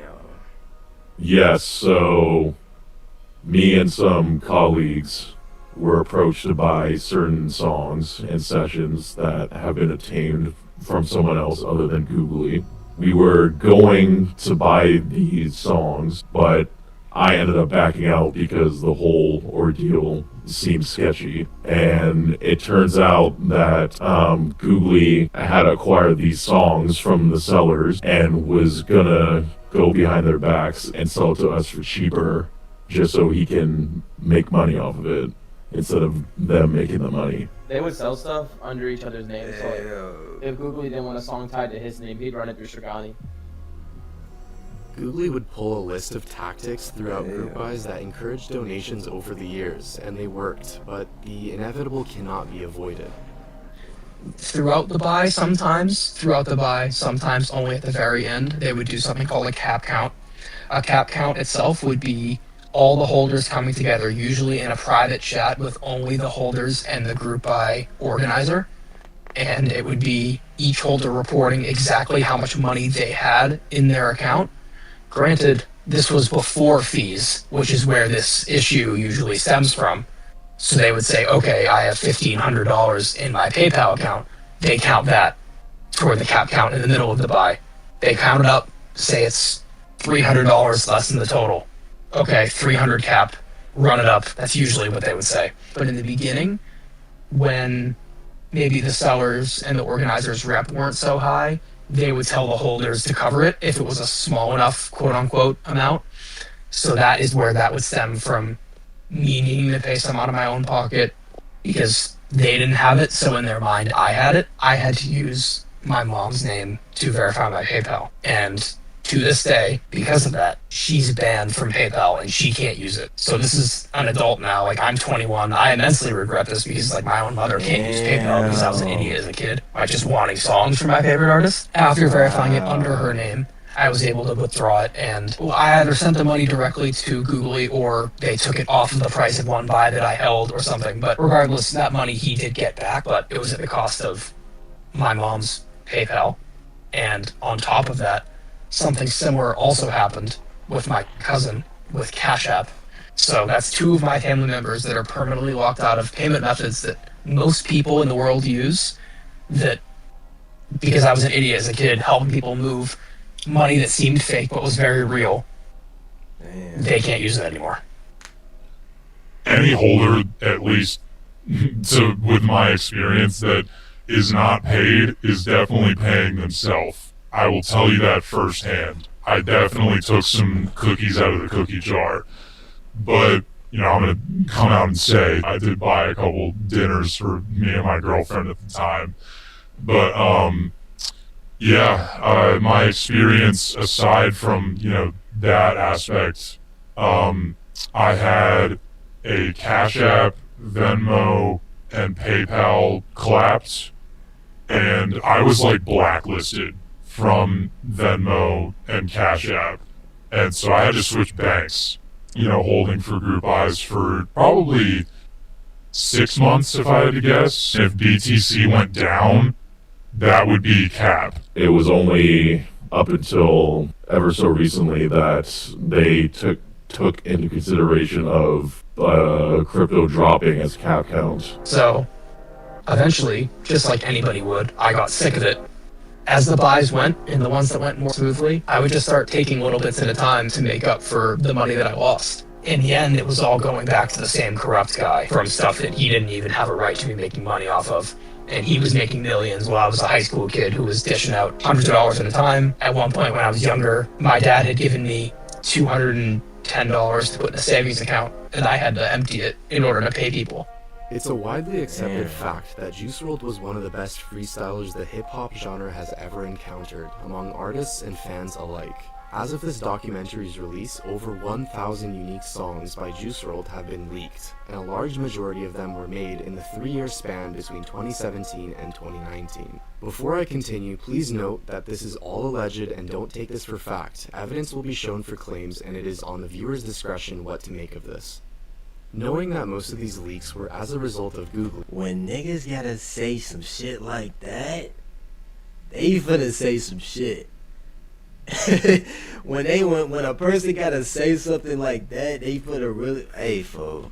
He must really have been on top of information and fortunate with obtaining music that hasn't been leaked, one might think. Well, in the past maybe, but the sad reality is deeper than you might think, and might shift the paradigm of the community's idea of the label. According to a source not directly in Googly's circle but within his moderation team, was that Googly was in a voice call with a small group of people, close circle and those just outside of it included, and he mentioned a particular detail. Alright, so this was around April or May 2020, probably in April if I had to guess. I was in a call with some staff members from Juice Hub at the time, and I heard that pretty recently Googly had DM'd a group chat like full of all his boys, like not all the staff in Juice Hub, but like his inner circle, and he had said, like, dude, I just got like the best source that we could ever imagine, and like he literally just asked, what are you guys' grails?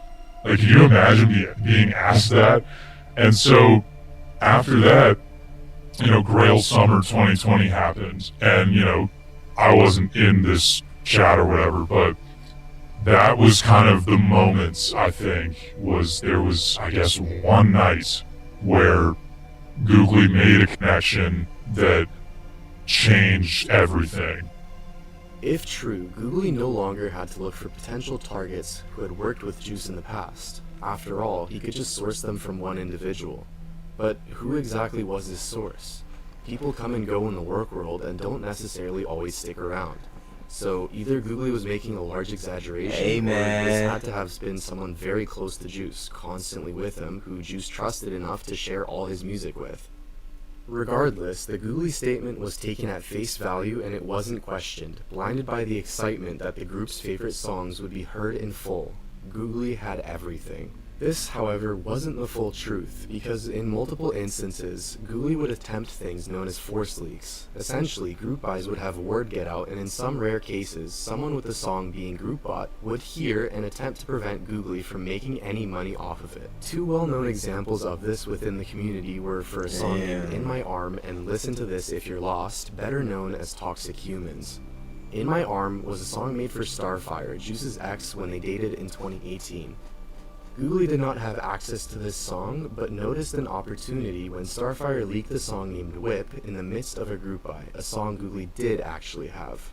Pretending to continue business as usual, Googly set up a group buy for In My Arm, and Starfire fell for it, leaking the song when in reality he didn't have it. Damn. As for Toxic Humans, it was more of a shot in the dark, but nevertheless attempted by bundling the song with one he actually did have to add credibility to the group buy. Now, eventually Googly did gain access to Toxic Humans, but at that point, he didn't. So, what does this all tie? Googly did gain... Before the group was set up, there was a few day-long incident between Googly, the community producer, Otto, engineer Chris. Let's have many songs, essentially all of the studio sessions. Among these songs, gain access to Toxic Humans, but at that point, he didn't. So, what does this all tie into? Were these one-off songs that were specifically made for someone like In My Arm, or did the source Googly mentioned come into Juice's daily life later than when those songs were made? At the end of the day, the community just wanted the songs and didn't care for how Googly got them. For all they knew, he was just really good at finding and getting into song vaults, and if anyone did wonder, it was anyone's guess. Until... close friends. Someone noticed a pattern in a lot of the music files that would leak. In the more obvious patterns, some music files would contain ML mix in the name. This alone wouldn't say much. Hey man, they get it. Also he getting into it for real. Music files that would leak. In the more obvious patterns, some music files would contain ML mix in the name. This alone wouldn't say much, since a lot of songs also had NM in the name, standing for Nick Mira, a producer who commonly worked with Juice. More subtle patterns, however, would reveal that songs that didn't even have ML mix in them had a specific file origin. The community had conspiracies that Googly buys songs off what specific file. What is this though, like? Pro Tools. So you can just go into like this shit and still see. What the fuck? That's crazy. Origin. The community had conspiracies that Googly buys songs off of people from within Juice's management in the past, and the idea lived on kind of like a fairy tale that people can choose to believe or not. But who that was a question nobody could prove. What really solidified the community's idea of who it might be were the few instances in which songs were suspiciously bounced. Bouncing is essentially exporting a song from the software used to make it. Take for example a song named Baked Up or Your Mom. Chris Longfilms, Juice's videographer, shared a video of Juice recording the song, which circulated among community members, with Max Lord working on the song in the same room as he was the audio engineer. The video eventually ends up being posted to the wide majority of community members on December 20th, 2023, and the leaked file lists the date that it was exported as December 24th, 2023, only 4 days after the snippet was available publicly. If Googly had access to all songs, he'd likely have it from the very beginning and wouldn't need to bounce anything. So why would the song have that date?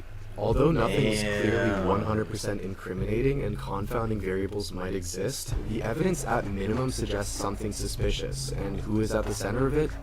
Max Lord, Juice's own audio engineer.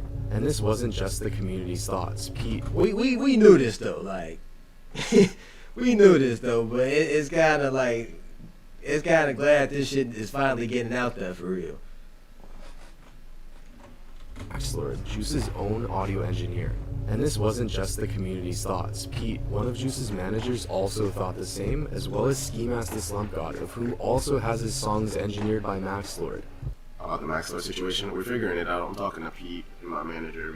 Something's gonna be done about that. I wish it was different. Yeah, bro. It's not them. It's Max Lord. It's crazy. It's crazy how much Juice did for this nigga. Run him everywhere. You never made him pay for anything. In free houses, you're getting paid to record songs. You're living in a big ass mansion. You get to do whatever the fuck you want. Free drugs from Juice. Like when you go and leak this nigga's whole fucking discography and legacy for some fucking money. This nigga has no morals. No morals. That shit. And then that's basically just selling your legacy, selling your own legacy. Because now nobody's gonna fuck with you in the music business.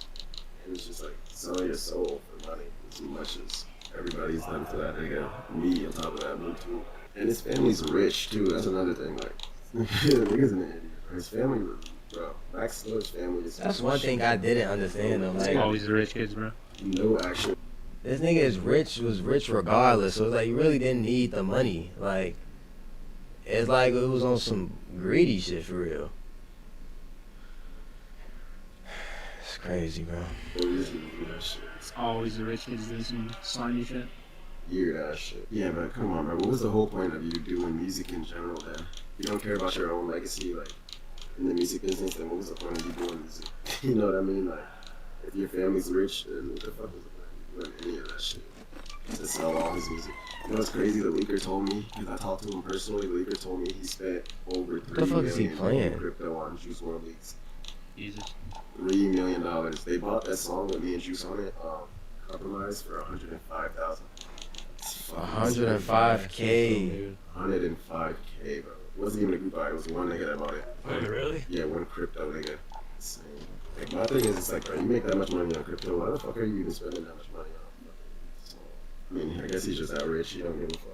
Lies are told every day on the internet, crazy, but though, he believed that Googly's 105K. 11th Dimension album in 2024 leaking prior to its release, plastered with ML Mix on the file names. Now, the sudden bouncing of songs like Baked Up and Ski's album in 2024 leaking suggests either Max Lord has little to no security on his accounts, or the more likely ongoing corrupt operation of selling music he can get his hands on.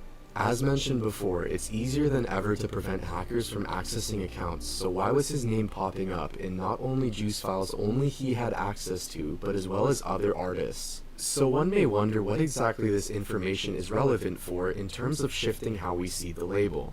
If you found yourself invested in Legends Never Die when it released, you might recall that many complained that it was an album full of leaks. One thing that was interesting to me at the time, looking back, that I actually never noticed at the time, was that we were all so mad when L&D had straight leaks on it, and it never really occurred to anyone, at least that I can remember, that the album songs were all sold in early 2020, if not Grail Summer, weeks before the album. I don't remember exactly when the track list leaked, because if I'm correct, I believe Vault of Juice leaked that. But even after the track list leaked, I didn't know this. Like around this time, when I heard Legends Never Die for the first time, I wasn't tapped into this. So like, I real life heard every single one of those songs for the first time. Deadass. I think. Yeah, I think Then every one of those songs I heard for the first time because I wasn't tapped into the com or nothing like that. You feel me? I ain't really started getting tapped in until like I really started this YouTube shit for real. Oh, bro. They were, I mean, not we, I wasn't part of it. They were still selling songs from the album, and we were buying them. And I just, looking back, like, that was so stupid.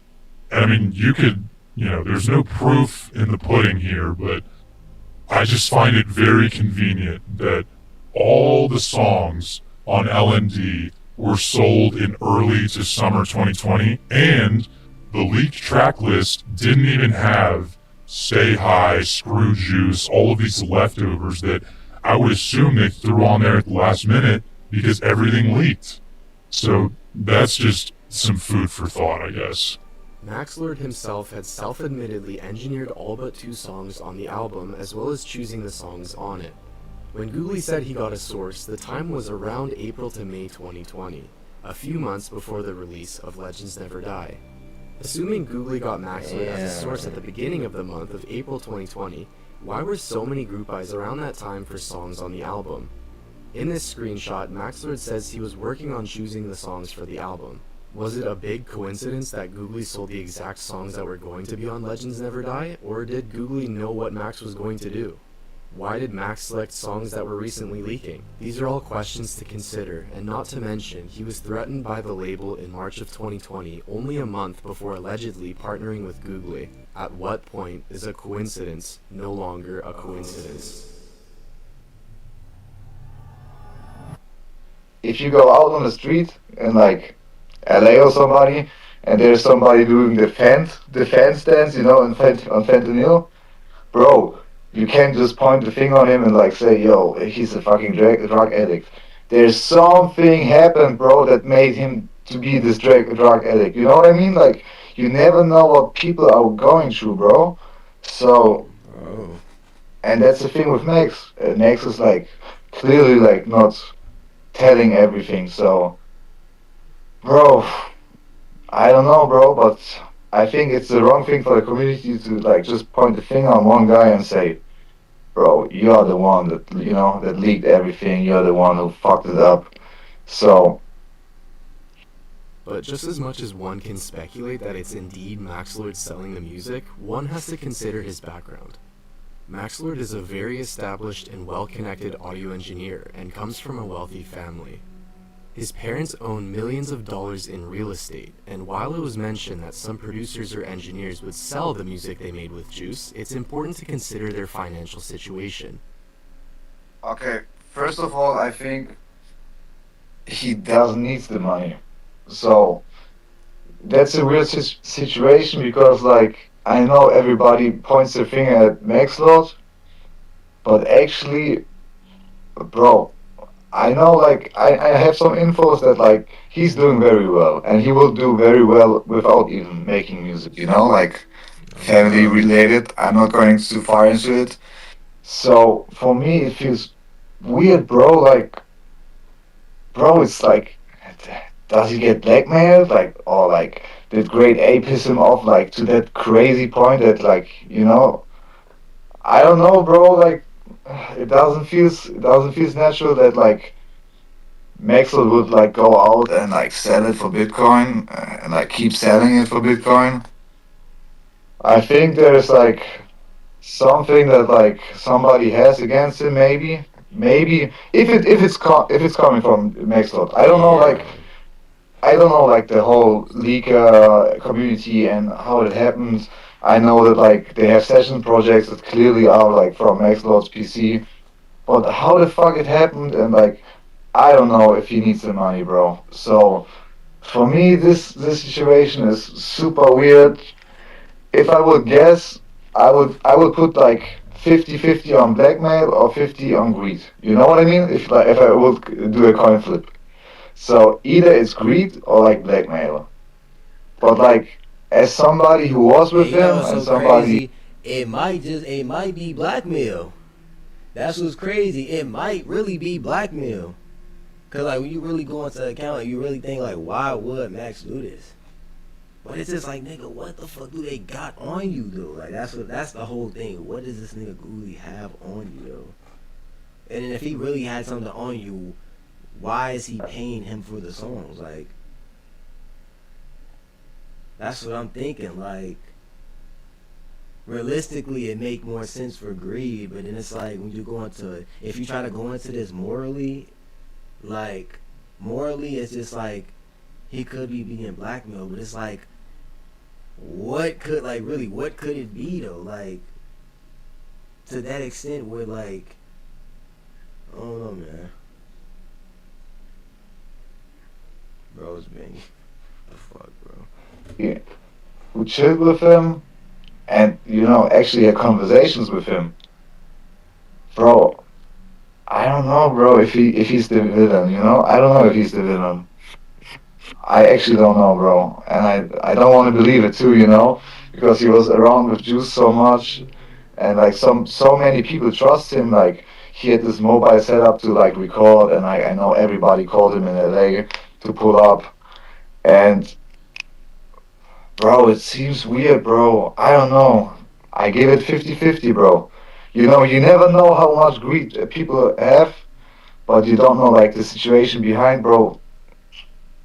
Despite this economy of unreleased music generating a lot of illegal income, Maxlord had many reasons not to sell Juice's music or ski mask the Slump Gods. For one, he was good friends with Juice, and for two, he thought him well off, and relatively, engaging in this trade would only be marginal for him. And for three, he has a reputation of being a skilled engineer, so against all odds, why would he do this?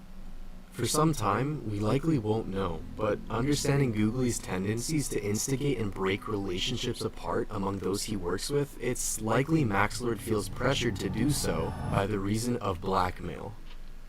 I hope one day we know, but like as of right now, we can't. We can't blame one guy or like one situation. There must be something behind it. And I hope we're gonna find out, it's gonna be one of the last things.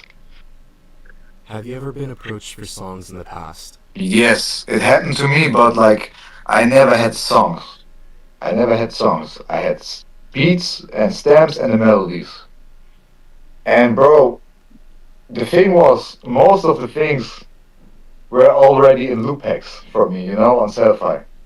So you could obtain like original Juice WRLD like the samples for like $9.99 because they were like in loop packs, and I didn't even know that those songs existed. And like some people came to me for specific beats and put me a price tag on it. The thing is, bro, if you actually know how much producers are getting and stuff, bro, I think 99% of the people who got asked a good amount gave it. But not songs, bro. For me personally, not songs. If I had songs, I wouldn't give it out. Really honest. Only if I knew, okay, the party never ends, Deluxe comes out and Grade A says it's over, I would give it out for free. I would put it on SoundCloud under different alias and put it out for free. But when it comes to like buying songs off me, no. But beats, melodies, yes, I did it, bro. I did it for sure. I did it in the loop packs, bro. I did it on my Selfie, $9.99, bro. Somebody asked for a beat specifically, yes, I did it, bro. But like, damn, that's the reality, bro. You know what I mean? We never got paid anything. And we are unsure if anything comes out, bro. The only thing that I know is that K Like a Russian will come out. But like Designer, he not even getting still nothing. Like, you know what I mean? And Designer, the melody of Designer, was in a loop pack for $9.99. Also, you know what I mean? Like, first of all, most producers take the money because they're like, bro, fuck it. You know what I mean? Like, it's a lot of money. In my opinion, where it's unethical is when they have full songs or sessions. Really just his shit. This is where myself I put like the line. Okay, this is something I would not sell, but this is something I would release, not under my name, but like on a different alias. If the last album, Party Never Ends Deluxe, drops and this song isn't on there, and we all knew it's never gonna come out, and I had the song, I would put it out for free. No group buys, no fucking bullshit, just free. But yeah, I'm guilty also on selling beats and melodies. In one part, I just had it in a pack and on Selfie. In one part, yes, somebody asked me specifically, and yes, I sold it. Now, group buys are going very slow, and many of the original members are moving on in life, with new ones. Not gonna lie though, like bro just said in the chat, you can't be mad at him for that though. Like, he really was just selling his own shit, and he ain't getting paid or nothing, you feel me? So it's like, nigga gotta eat. At least he eating off his own shit. Maxwell, he selling everything. Nigga, the sessions. I'm telling y'all, Outkast, that song is coming soon, trust me. I'm telling you, that shit is coming. I'm telling you, that shit, watch, it's gonna come. That random ass snippet gonna come. That shit is coming. Trust me. I'm telling y'all, Outkast, like, come on now. There's no way y'all know that footage is raw as hell. There's no way you don't think that nigga's gonna get it. He's getting it. For sure, 100%. Or already got it, or already done had it. You feel me? Ones taking their place, but it won't ever be the same. Repeat donators would think to themselves, what's the point of donating when most of the songs are being passed among the same group of members and they eventually leak? With the crypto goats taking the front stage of the community and Googly taking a step back from the limelight, it's likely that this thought is exactly what Googly wanted in the community. After all, he did want to be known as the only reputable source, and if a song leaked, the crypto goats would pay him more for another song, and even if a song didn't leak, people would only pay if the group buy was run by or endorsed by Googly. Regardless, at a certain point, the supply has to reach a low point, and the question of whether to stop or to get creative comes up. For now, he decided to stop and think. Meanwhile, the community got creative. I'm Sharkies. I run Footage Hub, friends with Chris Long. I've been doing group buys and footage, basically posting footage for the community. So basically, the footage I deal with is what Chris Long spent the 2 years of his life recording Juice, and me and him became friends. So I started, buying footage off him for the community, and I just post it, run the social medias, and just make sure the community is always enjoying new Juice Wrld media. So I do sell footage as well to make some money, so I could provide more stuff to the community as well. But yeah, I tease stuff on, like, I run the TikTok and YouTube, so I'll post short TikToks, like unseen clips, on Twitter as well. Honestly, it impacted it more than I thought it would, because when I first bought footage, April of 2025, it was of the song Time, and that song wasn't previewed for 5 years before. It hasn't been previewed for 5 years. I was the first person to preview that song, and then a month later, the actual song ended up being sold, and the same sequence kept repeating. I would preview footage, and the song would get sold, and now fast forward to this year, every footage that I basically bought of a song, all those songs are sold and leaked. So now the community gets to enjoy the footage and the music along together. When I first started, I built up a nice client base that have been returning to me. I don't know why I'm reacting like this. It's like I knew this shit, but it's like I'm just glad this shit finally really getting out. Cause a lot of people don't really know this shit. A lot of people, like a lot of Juice fans, not tapped into Discord, so they wouldn't really know about what really goes on into that shit. I'm just glad this shit finally getting out. I should have streamed this shit on TikTok too. I don't know why I didn't think about that.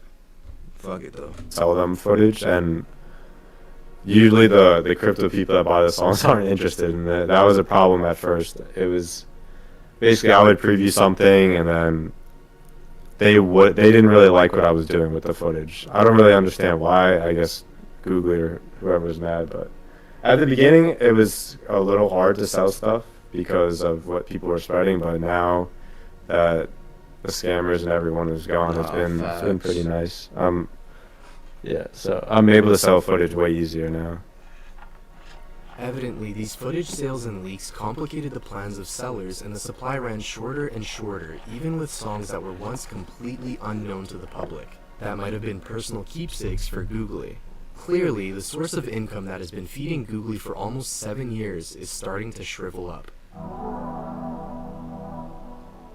Like buying Pokemon cards or celebrity autographs off of eBay, you need to know what to look for, and even then, sometimes a chance has to be taken in hopes of receiving the real thing you were trying to buy. As with any falsifiable goods, scams will exist, and unreleased music is no stranger to that aspect of business. Over time in the community, it should be obvious that Googly was trying to set his reputation as the person to go to when buying, and that there would be a high chance of being scammed if the sale was not through him.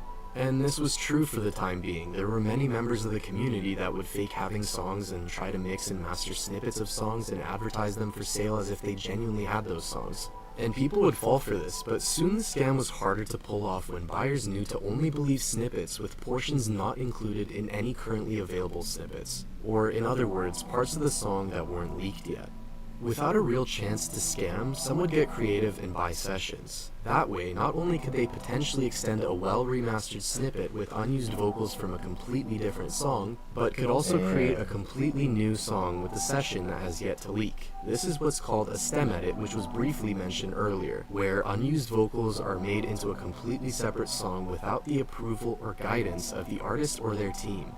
It also kind of sucks, because sometimes people who are holding unreleased songs would post clips of stem edits. And they'd be like, oh yeah, this is a new song. And it just tricked everyone, and sometimes they'd pay a ridiculous price only for it to just be a stem edit, not an actual song.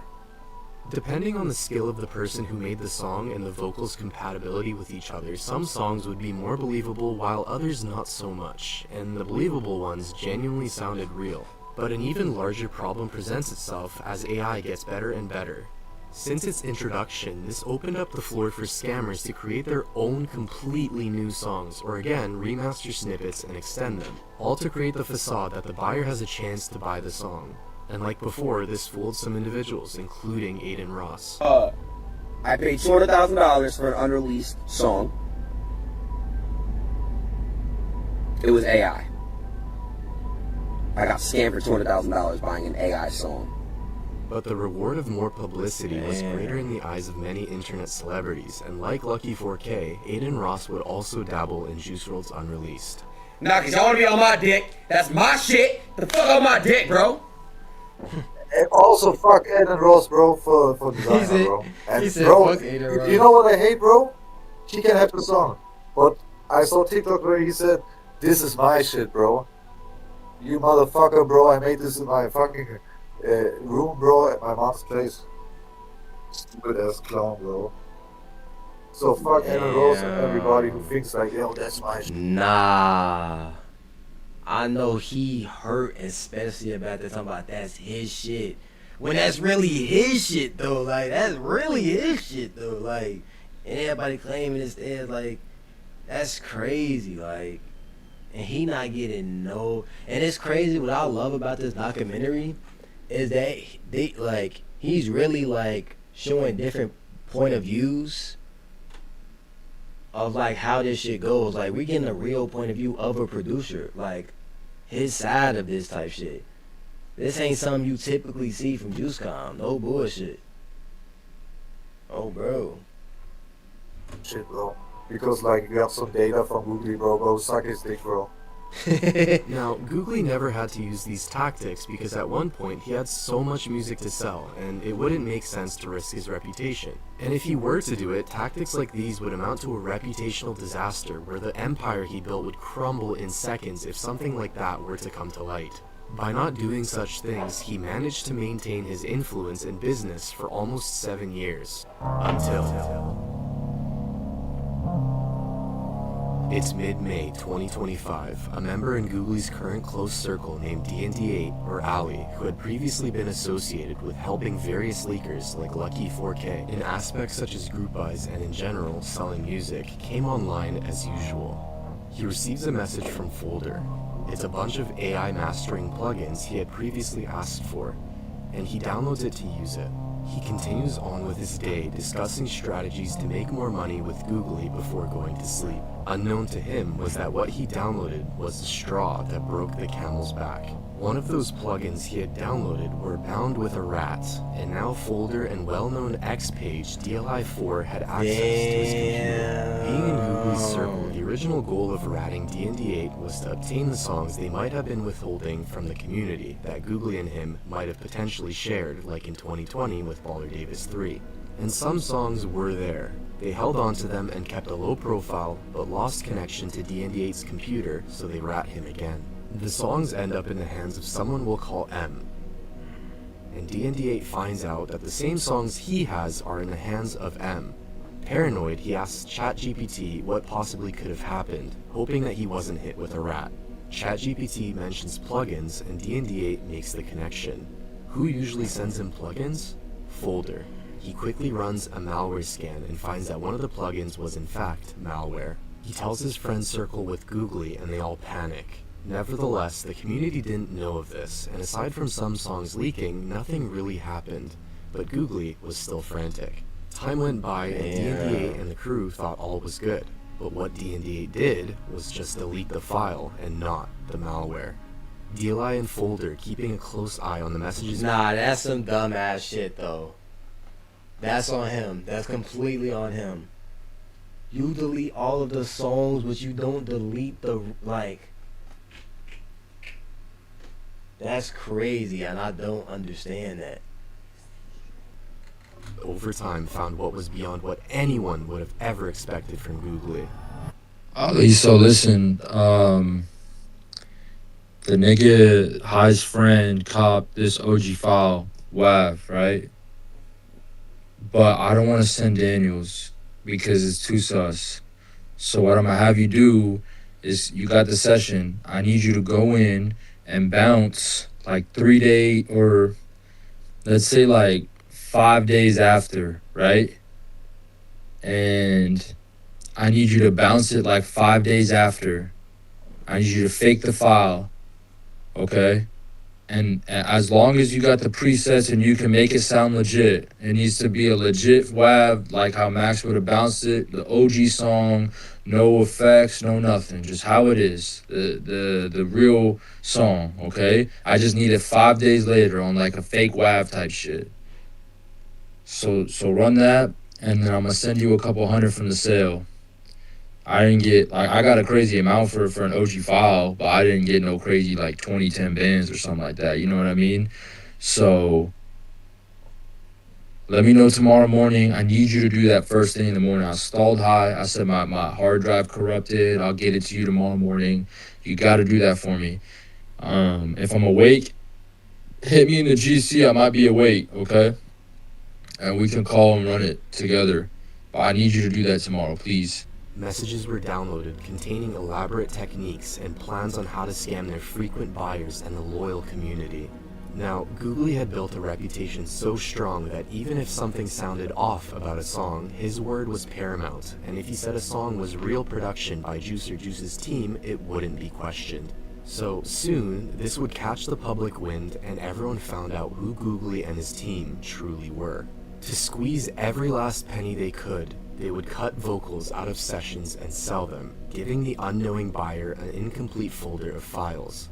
Using these cut vocals, they would create entirely new songs to pass off as real productions, and nobody would know because the vocals didn't exist in the already sold folder. They would create fake alternate mixes to songs. They would use AI to mix vocal outtakes, would double sell, and the list went on. Alright, so the thing is that Googly didn't have any plugins or anything. You can see him, like, there's, in the Googly files, there's like screenshots of him in some session files. Like there's the Rack session file, there's Facade, Smith & Wesson, but he didn't have any of the plugins. Like you could tell he didn't, there were some where you could tell he didn't even click the button to find all the, like, the actual vocal takes. He had no clue how to use that program.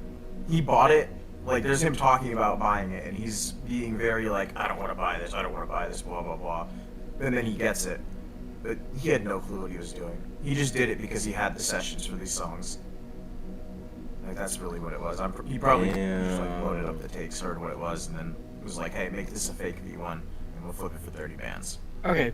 Story time. There was this one song that was being group bought, and I believe one of the holders of the song that I was good friends with came to me and said, "Hey, do you think you could remaster or master these tracks?" See, the thing is with a lot of these unreleased songs was that they not always have the best sound quality, and there was a team of engineers that would master these songs for the people in the community so we could get the best possible sound out of them. And someone who seemed to be holding the song before it leaked to the public came to me and asked, like, hey, do you think you could master this song? So I was like, yeah, sure. And I did what I do, and sent the mastered file over to him, and that was that. I didn't really expect anything much of it. Jowie in the Juice Com, aka Hi. About the music, because I really enjoy. What's the word, Luke? My boy Jowie in this bitch too. Anything much of it? Jowie in the Juice Com, aka Hi.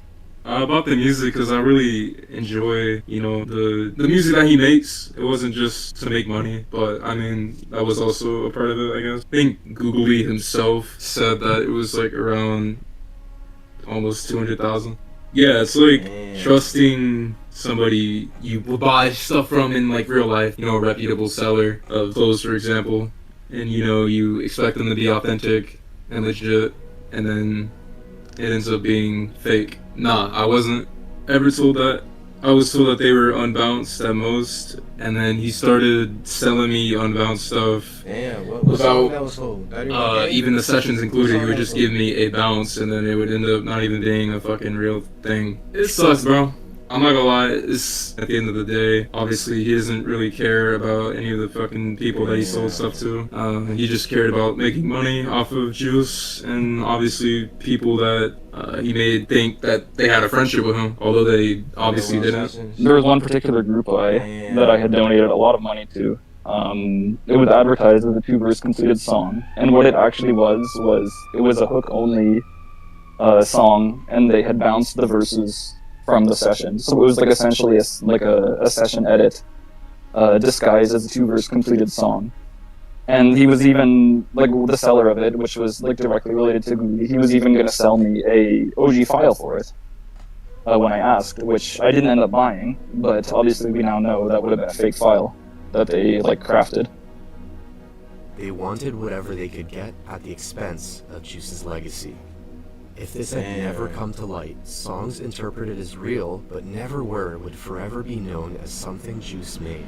The overall community typically did not care over the years about controversies with Googly and his team, as it typically brought more leaks for everyone and the events were minor.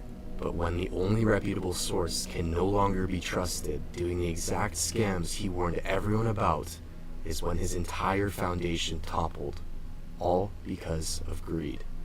And to Googly, bro, if you're watching, karma will get you. And that's all I have to say. Hence, with so many years of successfully running the community... Googly probably is watching this shit. Smiling, he like, I don't give a damn. He probably getting ready to do some bullshit right now just because of this. He's like, alright, y'all talking shit, but... Painting songs through hacks and other methods, being at the forefront of the community and behind the scenes, the story of Googly's strong presence ends in a way that's beautifully poetic.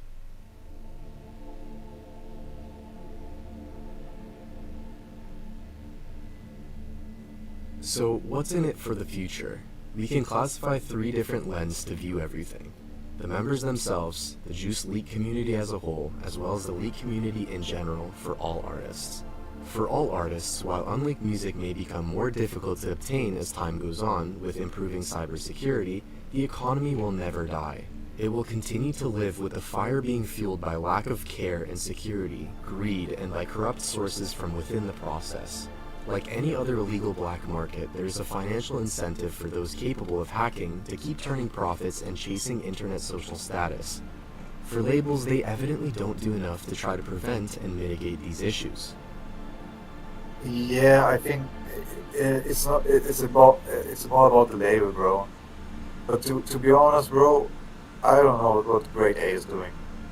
Bro, myself got informed 2 days ago from a random fucking Telegram channel that K-like Russian paperwork is done somewhere.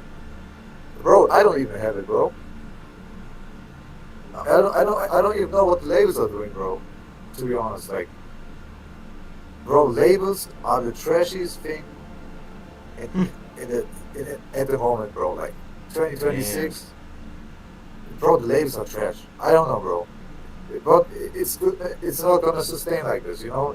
There's gonna be a revolution or some kind or some shit, because like they doing bullshit, bro. They're not serving the fans, definitely not. You know. And in the case of an artist like Juice WRLD, Mac Miller, PNB Rock, XXXTentacion, MF Doom, or even artists that are still alive, there will always be a willing buyer, even if they realize they fuel this criminal economy. Despite the community's toxicity, as is usual in many online communities, friends were made, passions prospered, and people's true colors shined. Community was like, hey, this guy's really good at making instrumentals. And that's really my big introduction into the community, and really the rest is history. I started getting into mixing and mastering and more making beats. So, yeah, and more and more time went on, I had a bigger and bigger passion for the things that I was doing, and it got to a point where it was every day of my life. Like every day I'd be at my computer, either mixing a song, making a beat, and it got to the point where I was like, hey, since I'm getting pretty good at this, why don't I go to school for it? And now I study audio technology and the music business over at my university, which is really cool. And I'd say the unreleased leaking songs community definitely had a big hand in me going in this field. There's a lot of local artists down here that I had mixed and mastered for who have loved a lot of the stuff that I did. My Instagram handle for all of my mixing and mastering, production, that kind of thing, is XO Markey _.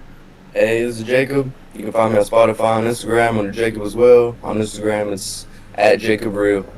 A couple names that I work with are Danny Wolf, Carlton McDowell, Side Peas, Payne the Alien. Man, he basically built my entire catalog. Payne the Alien, man. He's something else with those beats.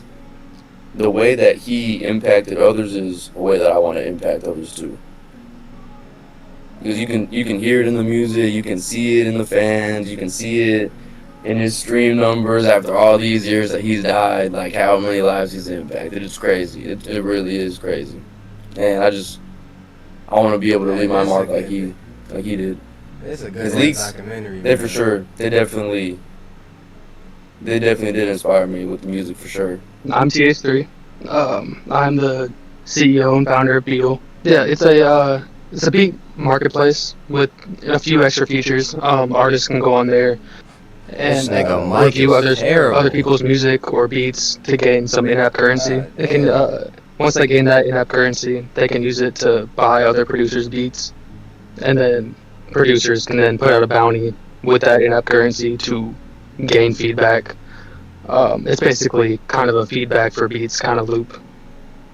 And then, among other features like beat wars and all sorts of competitions and prizes and whatnot. I do software development and music engineering, mix and mastering, all that kind of stuff. I have a recording studio in my house. I got friends that come over and few clients and come and record and make some bangers. It kind of started as just a play around. Like I was still learning. I didn't really know how to do much. Typical using like presets that I found online or pre-cracked software, that kind of stuff. And then slowly over time started learning stuff and got to where I am now.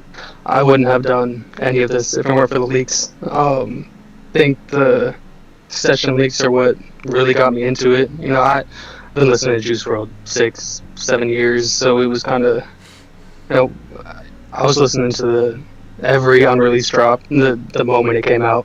And then once I started diving into sessions and oh, this is really cool, and got to see how the music was made, that really kind of piqued my interest in the mixing and mastering world. For Juice WRLD's community, the supply of songs is running shorter and shorter with every month that passes. The main seller, Googly, who had been the king of Juice WRLD leaks, had his mask finally fall off, stepping over the line he should have been far away from. It's obvious that while preaching community bonding, A large motivator of his was money. Whatever your opinion is, Googly objectively offended not only Juice, but the very hand that fed him. Eventually, people will have to accept the fact that Juice is no longer with us, and what we have is what we have. The party must end eventually. Oh, bro. Nah, not gonna lie. This is a great ass documentary, bro. Holy shit. Daniel. Perks. This is a great ass documentary, not gonna lie. The situation with leaked and unreleased music will be one that's forever debated. On one side, if a song never sees the light of day, that art is lost and serves no purpose. On the other side, a song may not be meant to release, and it should be considered an invasion of the artist's privacy or theft. Wherever your opinion may land, the story of Juice WRLD is one that is bittersweet, and it demonstrates how impactful leaks are not only in the legacy of the artist, but also those who listen to them. We as fans of whichever artist often consider that artist's discography as the sole component of their legacy, forgetting that we as listeners are responsible too. After all, music is like beauty, and the power to call a song beautiful rests in the ear of the beholder. Facts.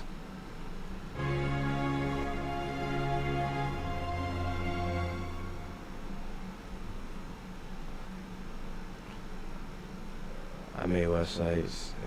I made a few bots that did a few things. I just thought it was cool, like telling you all songs made on a specific day. Usually, damn. I've always been on this. That's what I make because I want. Oh damn! So that's like all what people have done for like Juice type shit. Damn. Oh bro, not in the chat. Just a few days before this documentary release on June 19, 2026, a group buy was held. A 2-pack of songs, Star the Show and Glow Limit featuring Chief Keef, were being sold for $20,000. The seller, a member named Strides, claims to have been the one who leaked anticipated Juice WRLD song Toxic Humans, and the community found that as enough evidence of credibility, not knowing that when a song is about to leak, it often passes among members for a cheap price before it eventually leaks. In the community, to encourage donations, sometimes members would be told to do either ridiculous or disgusting things. Googly had done some of these himself, such as asking 30 members to send videos of their mothers saying the phrase, "Shout out Juice Hub, shout out Water" to leak a song when the song's group buy was failing to reach its goal. Crazy as fuck. Another example from a group buy includes him goading a group buy if someone were to shave their head. Wow. Oh yeah, somebody did shave their head for Chef Juice. Dumb as fuck. I know he still regrets that. And one even resulted in someone defecating in their parents' bed. What? I didn't know about that. In their parents' bed for the song Life's a Dungeon. What? I didn't know about that. Strides would attempt the same and encourage not only someone to eat a toxic laundry detergent pod, but also another member to have intercourse with his girlfriend on camera despite her refusing multiple times. Strives, what did you own, bro? What? That's not funny, but like, what the like, that's insane, shorty. Strides would end up taking the funds and running away without fulfilling his end of the promise. He scammed the community out of $18,000 at a time where nobody knows who to trust. Not even Googly's closest friend, even he was snaked. The community has become a dark place and is reaching its end. Yo. Strides, bro. What the fuck? That's insane, bro. That's insane. Yeah, he forgot about the extra incident. That he should have threw that in there for sure. That's insane though, Stride. Like, rape? What? Crazy. And he scammed Calm out of 18 bands. And then I seen the whole shit with he was trying to get motherfuckers to buy his crypto coin, bro. That shit is crazy. Like, And that's fucked up. That's what I'm saying. Like, eventually, like, you see how I was talking to y'all and I was saying, like, eventually we have to, like, you know, come to realizations with this shit. We got enough songs. I feel like, personally, we got enough songs to enjoy, and we damn near might have to accept that some of these songs won't come. The community is dark as fuck right now. Like, you don't know who to trust, what to do. Like, everybody just greedy for fucking money and shit like that. So it's just like, you feel me? It's fucked up and it's sad, but this is what the shit has come to on a real realistic point of view, for real. Like, that's what this shit then came to. Like, it's a whole bunch of weird shit. Like, a bunch of weird niggas with money is like getting away with this. They using our love for Juice WRLD and like our constant like want and demand for songs to get out their fucking kinks and whatever the little shit they wanted to do. Like, and that shit is overseen because we're getting what we want, but we're listening to our fucking grail. So it's just like, we really like, oh bro. But after once they leak like what? 50 on maybe? Oh my god. I'm still sitting on. Who's stealing your stuff? She said, who's stealing your stuff? Oh my god. I'm still sitting on. Who's stealing your stuff? Damn. And it's funny because all the people that threaten, that hack and leak, and them the ones that claim they're the biggest fans. I'm like, how is you a fan? Dang. That don't make you a fan. Like, what? Bro, what do you think if like the fucking crazy man would win World War II, bro? Like, you know, what is this question, bro? What if, bro, the reality is, it happened, bro. It happened, we're living right now here. It happened, we can't change anything. We can't change it, bro. Like, why should we go in a different scenario, you know what I mean? Like, bro, what if, like, you know, fucking, I don't know, bro, World War III started and this and that, bro. Bro, what if, bro? We can't change it, bro. It just happened, you know?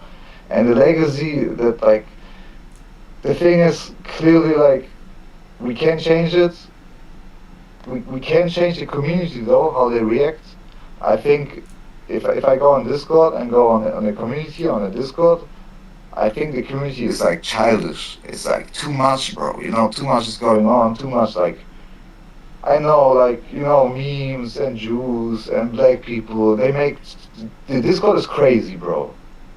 Make it like a better place, you know, then the legacy will be better. But if you go to the biggest channels on Discord about Juice WRLD, and it's like memes about Jews and black people and this people and that people and Max Lord and Grade A positivity to and this shit, man. all the other people. Bro, I don't know if it makes a good impression, to be honest, on the legacy, bro. You know what I mean? Because the legacy are we now, like the listeners, like the people who enjoy that like post and make threads and make documentaries like you. Bro, it must be like a more positive place, bro. And right now, bro, it is not, bro. And I think you can confirm that, bro. You can confirm that if you go on like any channel, bro. I think we are the ones that are fucking it up right now, bro. We are the ones. So, do better, bro. We should do better. You know what I mean? We all clown, we all make jokes all day. We love him. I know everybody loves him, like, you know, but like, at the end of the day, we are the ones who like direct, you know, the legacy, and we're doing it wrong. Making it a dark place. Make it a place of love, bro. Make it a place of appreciate it, bro. Appreciate the art. Share the leaks, okay? Share the leaks. Say what is the favorite song. Share the memories. Like share what happened if you when you listen to the song for the first time. But like, make it a better place, bro. Oh, bro. Damn. How many views this shit got? 1.5K. This shit need more views, bro. He got like more videos and shit. That's crazy. Damn, bro. Not gonna lie though, a lot of the shit he was saying was dead ass true. But alright, I'm out this bitch for real. It's your boy Kyro. Sure, not be the gang. Out this bitch.